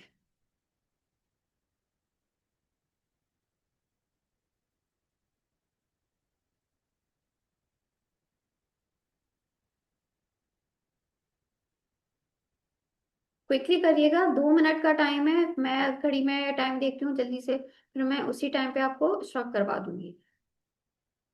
देखिए पेपर में भी हमारे पास इनफ टाइम नहीं है, लिमिटेड टाइम है, तो हमें ये कोशिश करनी है, अगर 2 मिनट का टाइम है तो मुझे एटलीस्ट एटलीस्ट उसको 2 मिनट से पहले पहले करने की कोशिश करनी है एमसीक्यू को। मैक्सिमम मैक्सिमम चले 2 मिनट लें, मिनिमम आप उससे 2-3 सेकंड कम ही टाइम रखो, ठीक है ना। 2 मिनट से कम, 1.5 मिनट, 1 मिनट में आप कोशिश करो उसको कर लो।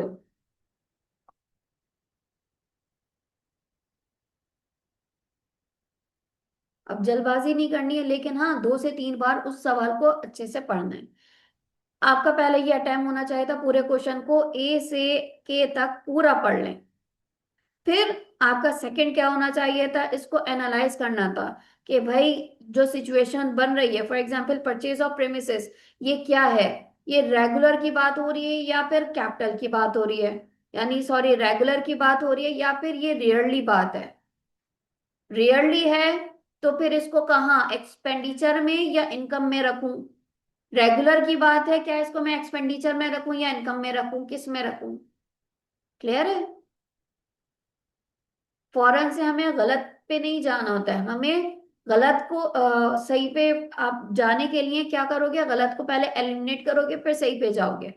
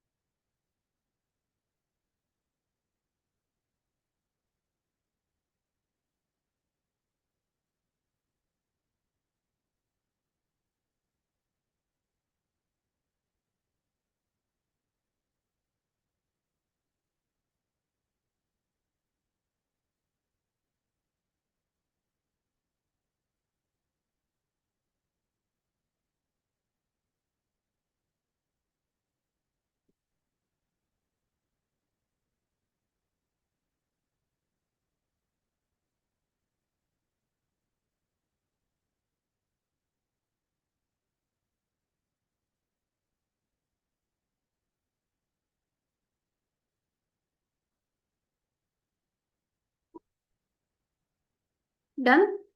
अच्छा जी, परचेज ऑफ प्रीमिसेस क्या है ये? Capital expenditure. बी,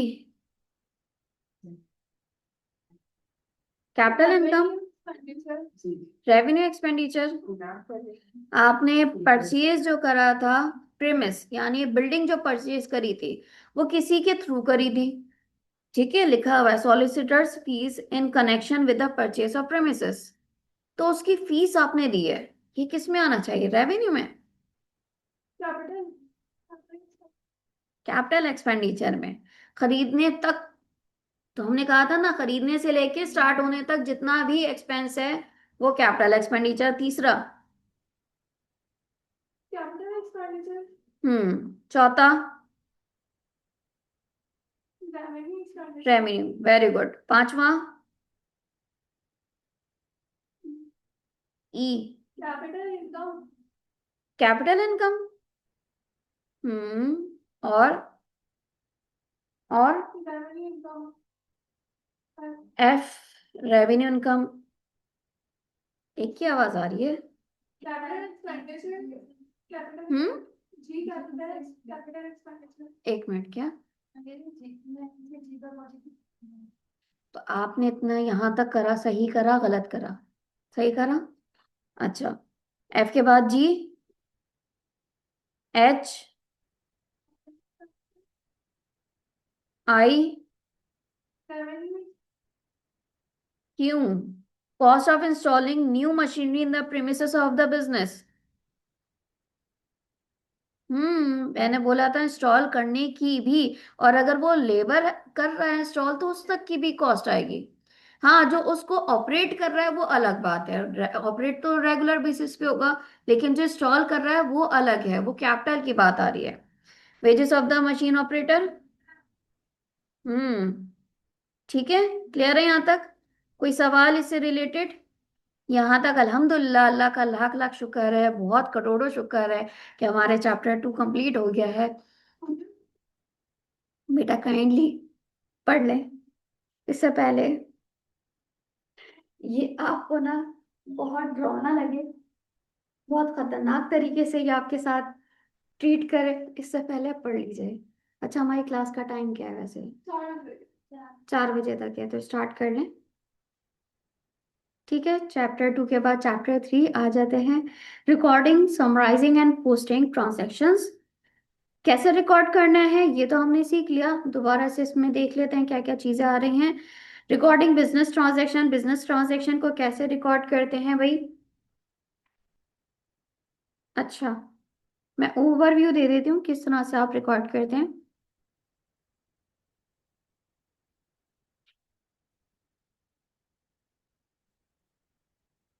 देखें, जितनी भी बिजनेस में,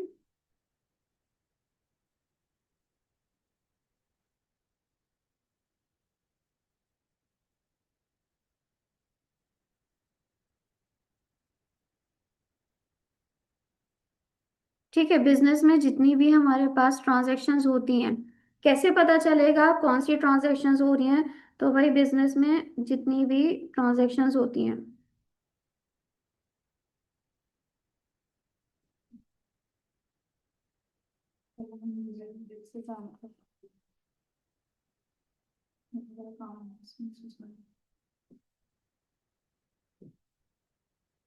ठीक है, बिजनेस में जितनी भी ट्रांजैक्शंस होती हैं, हमें कैसे पता चल रहा है कौन सी ट्रांजैक्शंस हो रही हैं?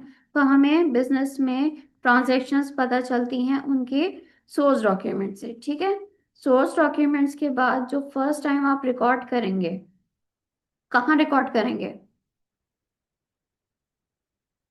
बुक्स ऑफ प्राइम एंट्री में। कहाँ रिकॉर्ड करेंगे? Books of prime entry, books of prime entry में। ठीक है, अब बुक्स ऑफ प्राइम एंट्री कितनी हैं, कौन कौन सी हैं? हम्म कौन कौन सी हैं? नहीं नहीं, books of prime entry first time जहां रिकॉर्ड होगा। डबल एंट्री बुक कीपिंग, हमारे पास एक प्रिंसिपल है, उस प्रिंसिपल के तहत आप स्टेट में आप क्या करते हो, रिकॉर्डिंग करते हो। ठीक है, वो रिकॉर्डिंग आप जो जर्नल एंट्रीज बनाते हो वो होती हैं। फर्स्ट टाइम आप जो रिकॉर्ड करते हैं।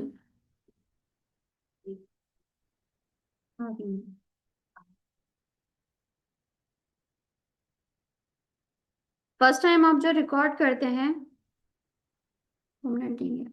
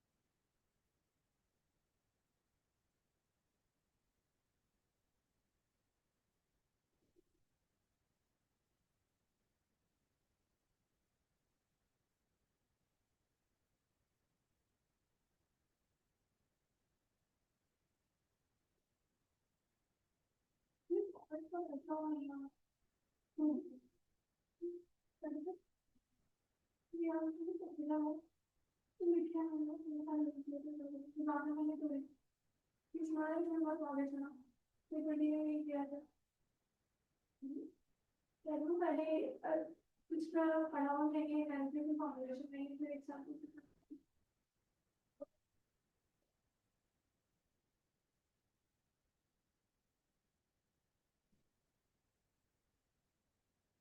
अच्छा जी, फिर क्या कहा था? हाँ, बुक्स ऑफ प्राइम एंट्री में।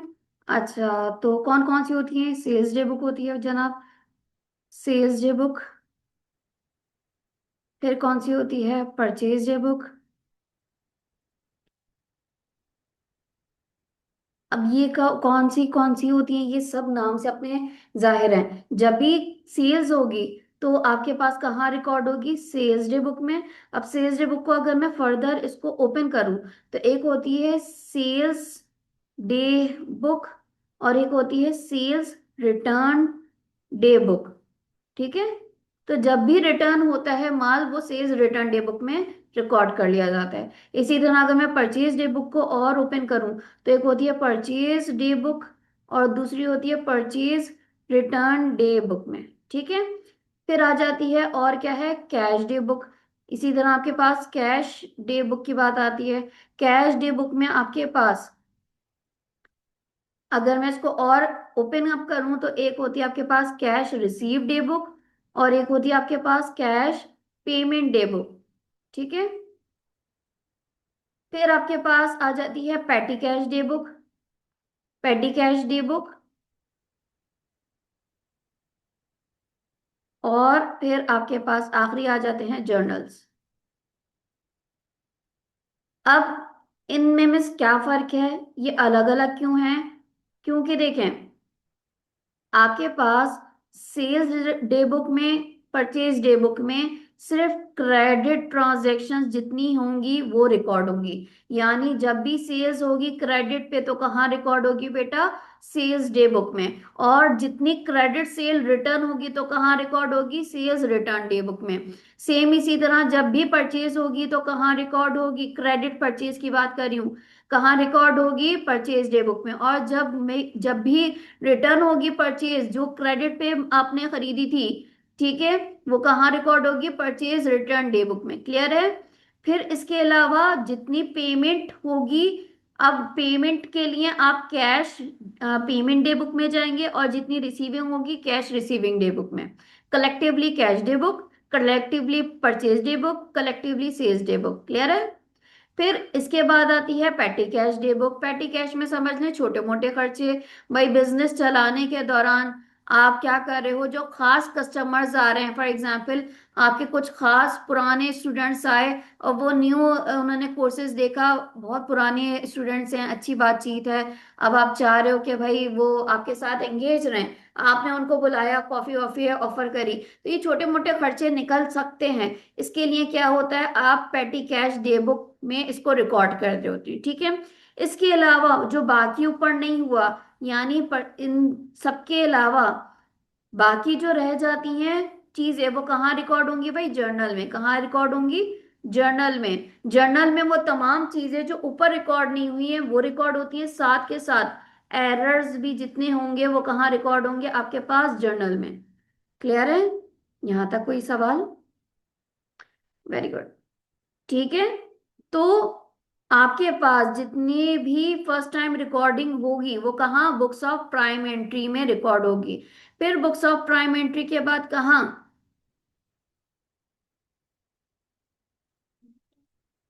लेजर्स में जाते हैं। ठीक है, जर्नल लेजर्स में जाएंगे, जैसे हमने अभी देखा था। जर्नल लेजर हमने बनाया था टी अकाउंट। उसके बाद जो बैलेंसेस निकल कर आएंगे वो आपके पास आएंगे ट्रायल बैलेंस में जाएंगे। कहाँ जाएंगे भाई? ट्रायल बैलेंस में। ट्रायल बैलेंस के बाद कहाँ जाएंगे? स्टेटमेंट्स तक, यानी आपके पास जो डेटा निकल कर आएगा वो जाएगा फाइनेंशियल स्टेटमेंट्स में। ठीक है, ये पूरा एक साइकिल है जो इस तरह से चल रहा होता है। यहां तक क्लियर हुआ? हमारा जो FA1 का कोर्स है वो है ही आपका रिकॉर्डिंग पे, यानी आपने बिजनेस में फाइनेंशियल ट्रांजैक्शंस को रिकॉर्ड करना सीखना होता है। कहाँ कहाँ रिकॉर्ड होगा, किस किस तरीके से उनको कैसे कंट्रोल करा जाएगा, आगे क्या होगा, वो तमाम चीजें आप इसमें देख रहे होते हैं FA1 में। ठीक है, यहाँ तक कोई सवाल?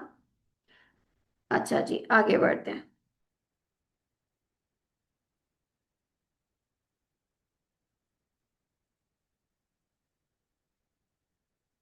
तो मैंने बहुत लंबी कहानी को थोड़ा शॉर्ट करके बताया है। ऑब्वियसली जब आप जाएं तो इन चीज़ों को आप पढ़िएगा ज़रूर, कि कैसे चीज़ें आ रही हैं, रिकॉर्डिंग कैसे होती है। उसी चीज़ को मैंने समराइज कर दिया, आप यहाँ देख सकते हैं। ठीक है, जर्नल में आपके पास तमाम वो चीज़ें रिकॉर्ड होती हैं जो आपके ऊपर वाली बुक्स में रिकॉर्ड नहीं हुई हैं। अगर मैं कलेक्टिवली देखूं तो आपके पास टोटल कितनी है? Sales day book, purchase day book, cash day book, petty cash day book और जर्नल। कलेक्टिवली 5 हैं, लेकिन अगर मैं और ओपन अप करती हूँ तो टोटल 8 हैं, जिसमें sales day book, sales return day book, purchase day book, purchase return day book, cash receive day book, cash payment day book, और कौन सी थी भाई? पेटी कैश डे बुक और जर्नल्स आते हैं। तो टोटल आपके पास 8 हो जाते हैं ओपन अप करके। ठीक है, और मैंने आपको ये चीजें बताई हैं कौन सी चीज किसमें जाएगी, कैसे रिकॉर्ड होगी। अच्छा, एक सवाल आया है। क्या सवाल है? प्लीज रीड करिएगा।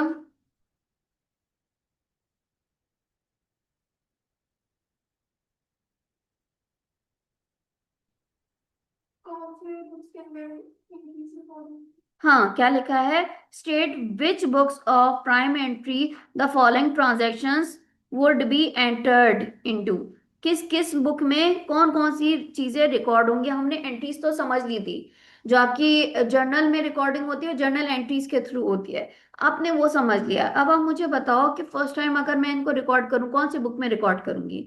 Your business page A brown a supplier, mister A कोई है, उनको आपने पे करा है, जो आपके सप्लायर हैं, 450। कहाँ रिकॉर्ड करूंगी? कौन से? जर्नल में, पेटी कैश में। जरा पहले इसको देखेंगे, सोचेंगे कि आपने क्यों पे करे होंगे। आपको साफ लिखा हुआ दिख रहा है सप्लायर है। अब सप्लायर को आपने उसी वक्त क्यों नहीं करा? क्योंकि आपने क्रेडिट पे परचेज करा होगा ना। तो जब क्रेडिट पे परचेज करा था तो मैं अब पेमेंट कर रही हूं, किस में रिकॉर्ड करूंगी? बेटा परचेज की बात हो रही है तो परचेज में लिखूंगी ना ये। कहाँ मैंने, अब ये देखो मैंने पेमेंट करी है। अब एक तो आपके पास ये एंट्री जब परचेज करोगे तो आपके परचेज डे बुक में भी, और जब पेमेंट करोगे तो cash cash payment day book में जाएगी। ठीक है। जब मैंने परचेज करा था तो मेरे पास कहाँ रिकॉर्ड होनी चाहिए थी? परचेज डे बुक में। अब मैं पेमेंट कर रही हूं तो कैश पेमेंट डे बुक में रिकॉर्ड करूंगी। सही है। दूसरी चीज, अब इसी तरह you send D Smith a customer, कौन है ये? कस्टमर है। N invoice for $650। आपने कस्टमर को $650 की इनवॉइस दी है, तो आप मुझे बताओ कहाँ रिकॉर्ड करनी चाहिए? इनवॉइस क्यों देते हैं आप? हमने डॉक्यूमेंट्स पढ़े थे कुछ। इनवॉइस क्या है? बेटा डिमांड फॉर पेमेंट है। आप पेमेंट की डिमांड इनवॉइस के थ्रू करते हो कि जनाब आप मुझे पेमेंट करें। क्यों करेंगे हम डिमांड? एम आई? अपने वो दिए होंगे ना, अपने प्रोडक्ट्स, गुड्स दिए होंगे। गुड्स दिए नहीं होंगी, सेल करें। गुड्स सेल करें तो कहाँ रिकॉर्ड करूं मैं इसको? सेल्स। देख लेते हैं। सही है। सी, आपने इनवॉइस रिसीव करी मिस्टर ए ब्राउन से। डर क्यों नहीं होती है? डी,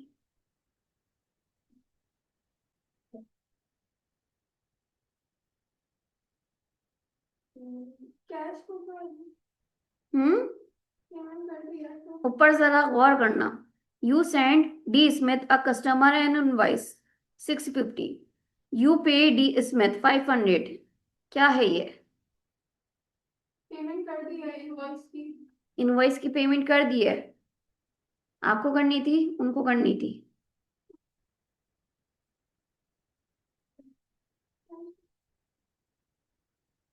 ठीक है। आगे एफ, डी के बाद ई। ई,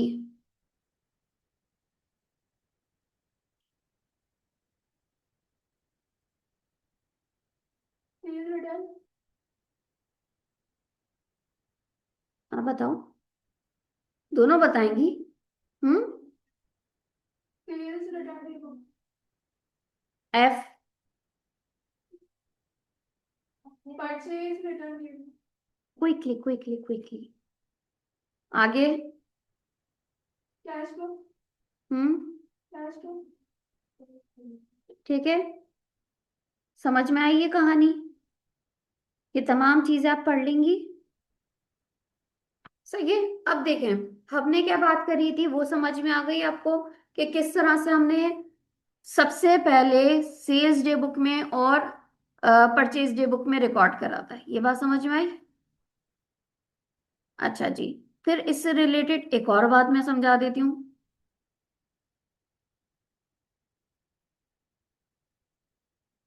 देखें भाई, जब भी बात हो रही,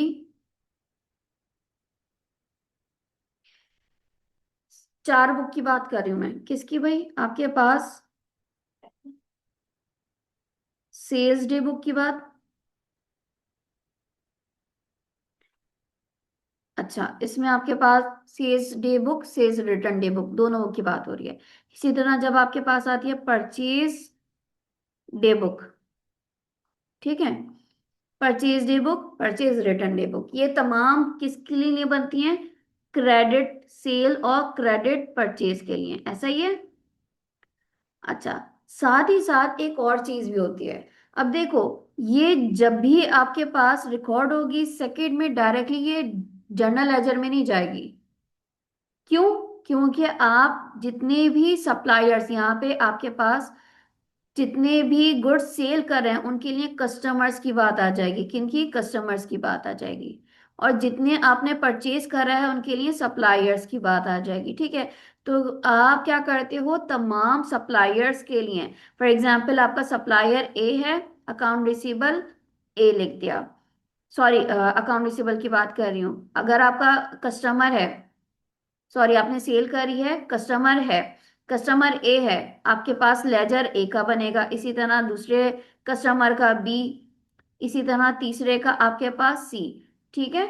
तो जितने भी कस्टमर्स हैं उन तमाम के इंडिविजुअल लेजर भी होंगे, साथ के साथ एक कलेक्टिव लेजर भी आएगा। वो तमाम का टोटल होगा। इसको आप कहोगे क्या? इसको आप कहोगे कंट्रोल लेजर। क्या कहोगे? Control ledger. जिसमें आप तमाम कस्टमर्स की टोटल, यानी टोटल सेल्स आपके पास आएगी। ठीक है। टोटल सेल्स के बाद आपके पास टोटल कैश कलेक्शन भी यही दिखेगी। टोटल कैश कलेक्शन भी दिखेगी, टोटल सेल्स रिटर्न भी आपको यही मिलेगा, टोटल सेल्स डिस्काउंट भी आपको यही मिलेगा टोटल। और इंडिविजुअल की आपके पास इंडिविजुअल कस्टमर्स के लेजर में रिपोर्ट मिलेगी। ऐसा क्यों होगा? ऐसा हम सेक्शन सी में पढ़ेंगे। तो अभी जस्ट आप ओवरव्यू लो। सेम इसी तरह आपके पास परचेज डे बुक में जब आपकी बात आती है क्रेडिट परचेज की, तो हम बेटा जितने भी सप्लायर्स हैं उनके लिए भी क्या करते हैं, इसी तरह लेजर्स बनाते हैं। लेकिन उन लेजर्स में ऑब्वियसली नाम क्या होगा भाई आपके पास? पेबल्स का। तो पेबल्स इसी तरह अकाउंट्स पेबल या ट्रेड पेबल लिखा जाएगा, साथ mister A, mister B, mister C, mister D, तमाम के क्या हो जाएंगे? इंडिविजुअल लेजर्स वहां पे भी बनेंगे। ठीक है। और सबके साथ एंड में आपके पास, यानी सबकी कलेक्टिव इंफॉर्मेशन कहाँ मिलेगी? इस जगह, टोटल में। इसका रीजन क्या है हम वहां पढ़ेंगे। यहां तक आपको क्लियर हुआ कि तमाम सप्लायर्स और तमाम इंडिविजुअल्स की, तमाम कस्टमर्स की और तमाम सप्लायर्स के इंडिविजुअल अकाउंट बनते हैं। इन इंडिविजुअल अकाउंट, ये जितने भी आपके पास अकाउंट्स बने हैं, ये इंडिविजुअल अकाउंट्स या पर्सनल अकाउंट्स कह सकते हैं या मेमोरेंडम अकाउंट भी कहते हैं। ठीक है। इनकी कभी भी एंट्री नहीं बनती है, इनकी हम एंट्री नहीं बनाते। ओवरऑल आप देख रहे होते हो। लेकिन हम जिसकी एंट्री बनाते हैं वो कंट्रोल की बात आ जाती है। क्लियर है? यहां तक कोई सवाल? ये क्यों करते हैं आपको चैप्टर आपके पास सी पार्ट में आएगा। सेल्स डे बुक वहां पढ़ेंगे, sales sales return day book भी आप वहां समझोगे कौन सा है भाई। फिर आप कंट्रोल लेजर्स की बात करोगे, सेम वहां पे आपके पास purchase day book, purchase return day book भी समझोगे, कौन कौन से डॉक्यूमेंट्स वहां रिकॉर्ड किए जाते हैं, लेजर्स कैसे बनते हैं, लेजर्स में क्या क्या चीजें किस किस जगह पर आएंगी, और कंट्रोल की बात होगी। ठीक है। तो गालिबन वो आपका 12-13 से स्टार्ट है, 16 तक जा रहा है बहरहाल। हाँ, 16 आपका आ रहा है, 15 आ रहा है, 14 आ रहा है, 12 आ रहा है, 13 आ रहा है, ये सेक्शन सी है। और इसमें आपके पास क्रेडिट सेल, क्रेडिट परचेज की बात आ रही है और कंट्रोल की बात आ रही है। क्लियर है? तो ये सारी चीजें आप पढ़ लीजिएगा। और इसको जब आप पढ़ेंगे तो ओवरऑल आपको समझ में वही आ जाएंगी सारी चीजें जो मैंने आपको यहाँ पे पढ़ाई हैं। ठीक है। पोस्टिंग करना हमने देख लिया, कैसे बनाते हैं, कैसे पोस्ट करते हैं। डबल एंट्री बुक कीपिंग भी हमें आ गई है। वो तमाम चीजें हमने बहुत अच्छे से डिस्कस कर ली हैं। सेल्स डे बुक में आपके पास कौन कौन सी चीजें होती हैं, कौन कौन से डॉक्यूमेंट्स आते हैं, वो हमने पढ़ा। इनवॉइसेस जाएगी, सेल्स इनवॉइसेस जाएगी सेल्स डे बुक में, रिटर्न की बात आएगी, क्रेडिट नोट की बात आ जाएगी। ठीक है। इसी तरह जब आप परचेज करोगे तो इनवॉइस आपको मिलेगी, और जब रिटर्न की बात आएगी वहां पे। ठीक है। आपके पास बुक्स ऑफ प्राइम एंट्री आपके पास आ गई हैं। Sales day book, purchase day book वही हमने जो पढ़ी है, जर्नल है, कैश बुक या पैटी कैश बुक। ये फॉर्मेट है जिसमें आपको दिख रहा है सेल्स डे बुक में आपके पास क्या आ रही हैं, एक फॉर्मेट बना हुआ है। डेट आती है एक तरफ, इनवॉइस नंबर आ जाते हैं, कस्टमर्स के नाम आ जाते हैं, और उनके लेजर्स के जो रेफरेंसेस है वो आ जाते हैं। टोटल आपको सेल्स पता चल जाती है। ठीक है। टोटल अमाउंट आपकी सेल्स की पता चल जाती है। इसको आप मजीद एनालाइज करते हैं कि भाई हमारी टोटल सेल्स तो है, इनमें कौन कौन सी चीजें सेल हुई हैं, यानी प्रोडक्ट की सेल्स के हवाले से। तो आप इसको मजीद और क्या कहते हैं, और इसको ओपन अप कर देते हैं तो आपको पता चल जाता है अच्छा भाई हमारी बूट की सेल्स इतनी हुई है और शू की सेल्स इतनी हुई है, टोटल सेल्स हमारी इनकी वजह से इतनी हुई है। क्लियर है? यहाँ तक कोई सवाल? अगर कोई रिटर्न होता है तो सेम इसी तरह हमारे पास यहाँ रिटर्न की भी फॉर्मेट दी गई है। परचेज डे बुक में भी सेम इसी तरह से कि हमारी टोटल परचेज हुई है, आपके पास तमाम सप्लायर्स की डिटेल्स आ जाती हैं, डेट पता चल जाती है, और आपकी टोटल परचेजेस आपके पास जो हो रही है उनके क्या क्या रीजंस है, मजीद आपको पता चल जाती है कि भाई ये जो पेमेंट आपको करनी है तो किस किस वजह से आपको करनी है, ठीक है। आपने परचेज डे बुक को भी और एनालाइज कर लिया है। यहाँ तक कोई सवाल? रिटर्न का भी आपके पास फॉर्मेट आ गया। फिर कैश डे बुक में भी आपके पास सेम इसी तरह, अच्छा डेबिट और क्रेडिट का आपको पता होना चाहिए। एक साइड आपकी अच्छा डेबिट साइड पे जरा इसको पढ़ें, रीड करें, क्या लिखा हुआ है। कैश डे बुक किस पे कंसिस्ट कर रहा है? पढ़ लें, जोर से पढ़ लें। The right-hand side of the picture, the debit side is used to record the amounts of money received from the business. Debit side पे क्या रिसीव क्या रिकॉर्ड होगा? So, पैसे receive और ठीक है, और क्रेडिट साइड पे? payments to receive. ठीक है, एक सिंगल पेज पे आपको ये दिख रहा है, सिंगल पेज बना होता है और डिवाइड होता है टू हाफ्स में। डेबिट साइड पे रिसीविंग होगी, क्रेडिट साइड पे पेमेंट्स होगी। क्लियर है? यहाँ पे आपको दिख भी रहा होगा एक फॉर्मेट बना हुआ है।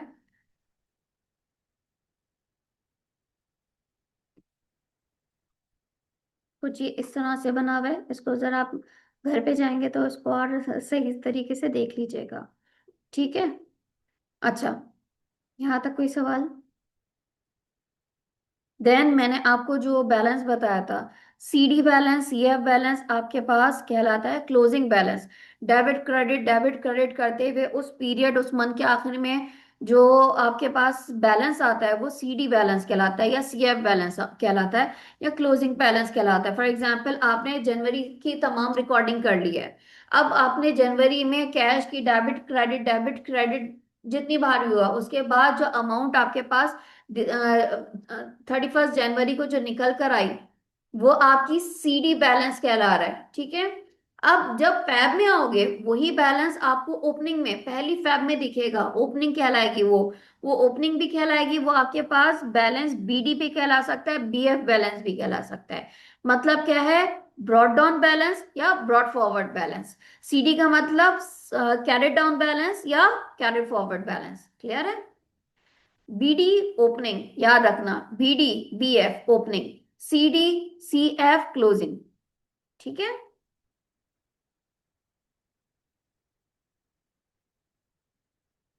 अच्छा, बैंक स्टेटमेंट भी हमारे पास एक चैप्टर आएगा, चैप्टर 11 में आप पढ़ोगे। ये क्या है आपके पास? देखो, तमाम जितनी ट्रांजैक्शंस बैंक के थ्रू होती हैं वो भी रिकॉर्ड करता है, मैं भी रिकॉर्ड, यानी मेरा बिजनेस भी उन तमाम ट्रांजैक्शंस को रिकॉर्ड करता है। और इसमें आपके पास फॉर एग्जाम्पल, मैंने जितनी भी ट्रांजैक्शन करी, मेरे पास रिकॉर्ड था, मेरे हिसाब से अमाउंट आनी चाहिए थी 25,000 मेरे बैंक अकाउंट में। वहां पे उसने रिकॉर्डिंग करी मेरी मुझसे, मेरे बिजनेस से रिलेटेड तमाम ट्रांजैक्शंस। अब उसके पास जो अकाउंट में बैलेंस आ रहा है वो 20,000, ये फर्क आ रहा है। ये फर्क आना नहीं चाहिए। मेरे पास उसके पास सेम होनी चाहिए, क्योंकि हम दोनों तो सेम ट्रांजैक्शन कर रहे हैं ना, अलग अलग तो रिकॉर्ड नहीं कर रहे। मतलब अलग अलग से रिकॉर्डिंग से मुराद है कि हम तमाम वही ट्रांजैक्शन कर रहे हैं जो मेरी बिजनेस से रिलेट कर रही है। तो उसके में फर्क क्यों आ रहा है, मेरे में फर्क क्यों आ रहा है? रीजन, तो हम इसको सही करते हैं, हम इन एरर्स को सही करते हैं। इन इन तमाम प्रोसेस को कहलाया जाता है बैंक रिकंसिलिएशन। इनके स्टेटमेंट्स बनाए जाते हैं जो हम चैप्टर 11 में पढ़ेंगे। जस्ट आप ये समझ लो, बैंक के पास से मुझे एक स्टेटमेंट आती है, वो स्टेटमेंट कहलाती है बैंक स्टेटमेंट। अब मुझे उसको अपने एक स्टेटमेंट, यानी ये जो मैं जहां रिकॉर्डिंग कर रही हूँ, बैंक से रिलेटेड जितनी भी ट्रांजेक्शन को रिकॉर्ड कर रही हूँ, वो मेरी कैश स्टेटमेंट में कहलाएगी। तो मुझे उसको रिकंसाइल करना होता है, सही करना होता है। क्लियर है?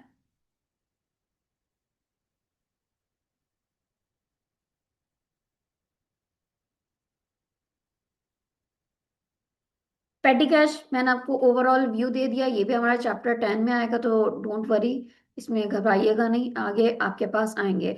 जर्नल या नॉमिनल लेजर्स किसे कहते हैं?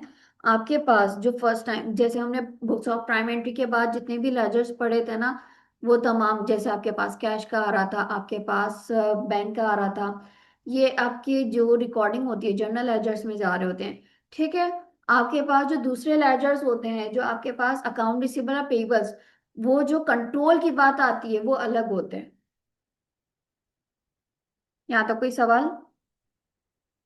जर्नल लेजर्स नॉमिनल लेजर्स भी कहलाए जाते हैं। और फिर इनमें से तमाम बैलेंसेस लेके कहाँ जाया जाता है भाई, आपके पास ट्रायल बैलेंस में। अच्छा, जर्नल में आपके पास कौन कौन से तमाम लेजर्स आ सकते हैं। फॉर्मेट क्या होता है ये मैंने आपको बताया था। एक तरफ आप क्या रखते हैं, एक तरफ आपके पास क्या आ जाता है भाई, डेट आ जाती है। दूसरी तरफ नैरेटिव या पर्टिकुलर्स आ जाते हैं। ये रेफरेंस हम शो करा देते हैं लेकिन ऑब्वियसली नहीं लिख रहे होते, ठीक है। फिर आपके पास अमाउंट आ जाती है।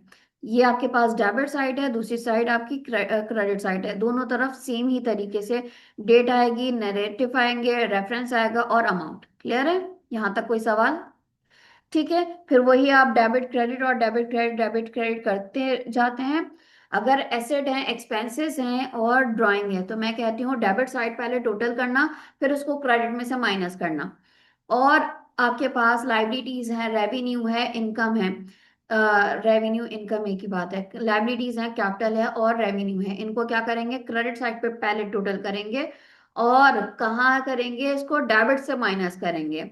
अच्छा, बैंक ऐसा है जिसका आपको सम टाइम क्रेडिट का बैलेंस दिखता है, मतलब क्रेडिट साइड हैवी दिखती है। क्यों? क्योंकि ओवरड्राफ्ट की वजह से। ठीक है, हमारे सम टाइम बैंक में इतना अमाउंट नहीं होता, लेकिन हमें बैंक क्या करता है, फैसिलिटेट कर देता है कि हाँ आप इतनी लिमिट तक और निकाल सकते हैं, तो उसकी वजह से सम टाइम हमारा नेगेटिव आ जाता है। क्लियर है।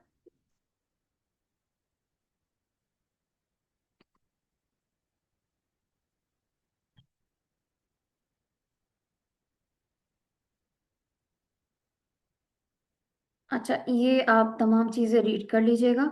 सेल्स डे बुक में आपके पास जो जो चीज़ें आ रही हैं। फिर आपने ये चीज़ देखी कि देखें, टोटल रिसीवेबल अकाउंट कितना आपने रिसीव करना है। बूट सेल की वजह से कितना है, 946.7। शू सेल की वजह से कितना है, 541.1।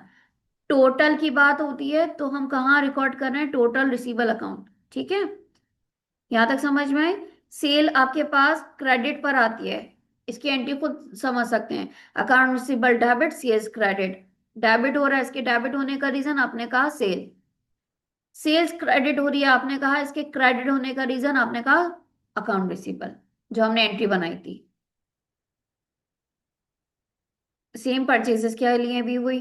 Purchases debit, accounts payable credit. Purchases debit हो रहा है, इसके डेबिट होने का रीजन आपने कहा पेबल। पेबल्स क्रेडिट हो रहा है, इसके डेबिट होने का रीजन आपने कहा परचेज और इलेक्ट्रिसिटी। क्लियर है।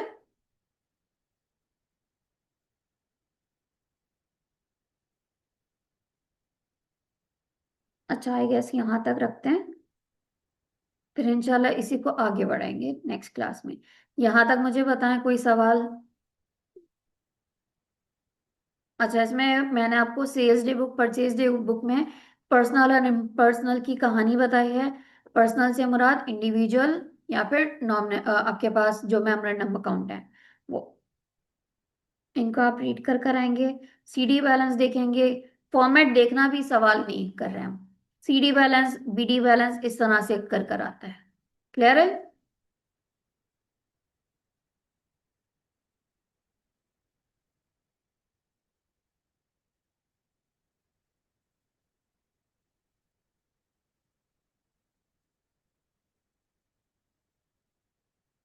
कंट्रोल अकाउंट्स भी हमने अभी डिस्कस करे कैसे होते हैं। और चैप्टर देखते हैं और कितना जाएगा आगे। टेक्स्ट फिर नेक्स्ट क्लास में हमने इसको करना है। इसकी रिकॉर्डिंग कैसे होगी, कैलकुलेशन हमने देखी थी सेल्स टैक्स की, इसकी रिकॉर्डिंग देखेंगे।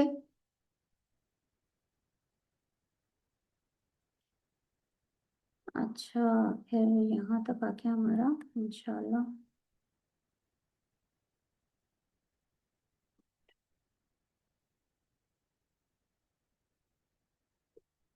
चलें, फिर यहीं तक इसकी रिकॉर्डिंग रखते हैं, इंशाल्लाह फिर आगे करेंगे नेक्स्ट क्लास में।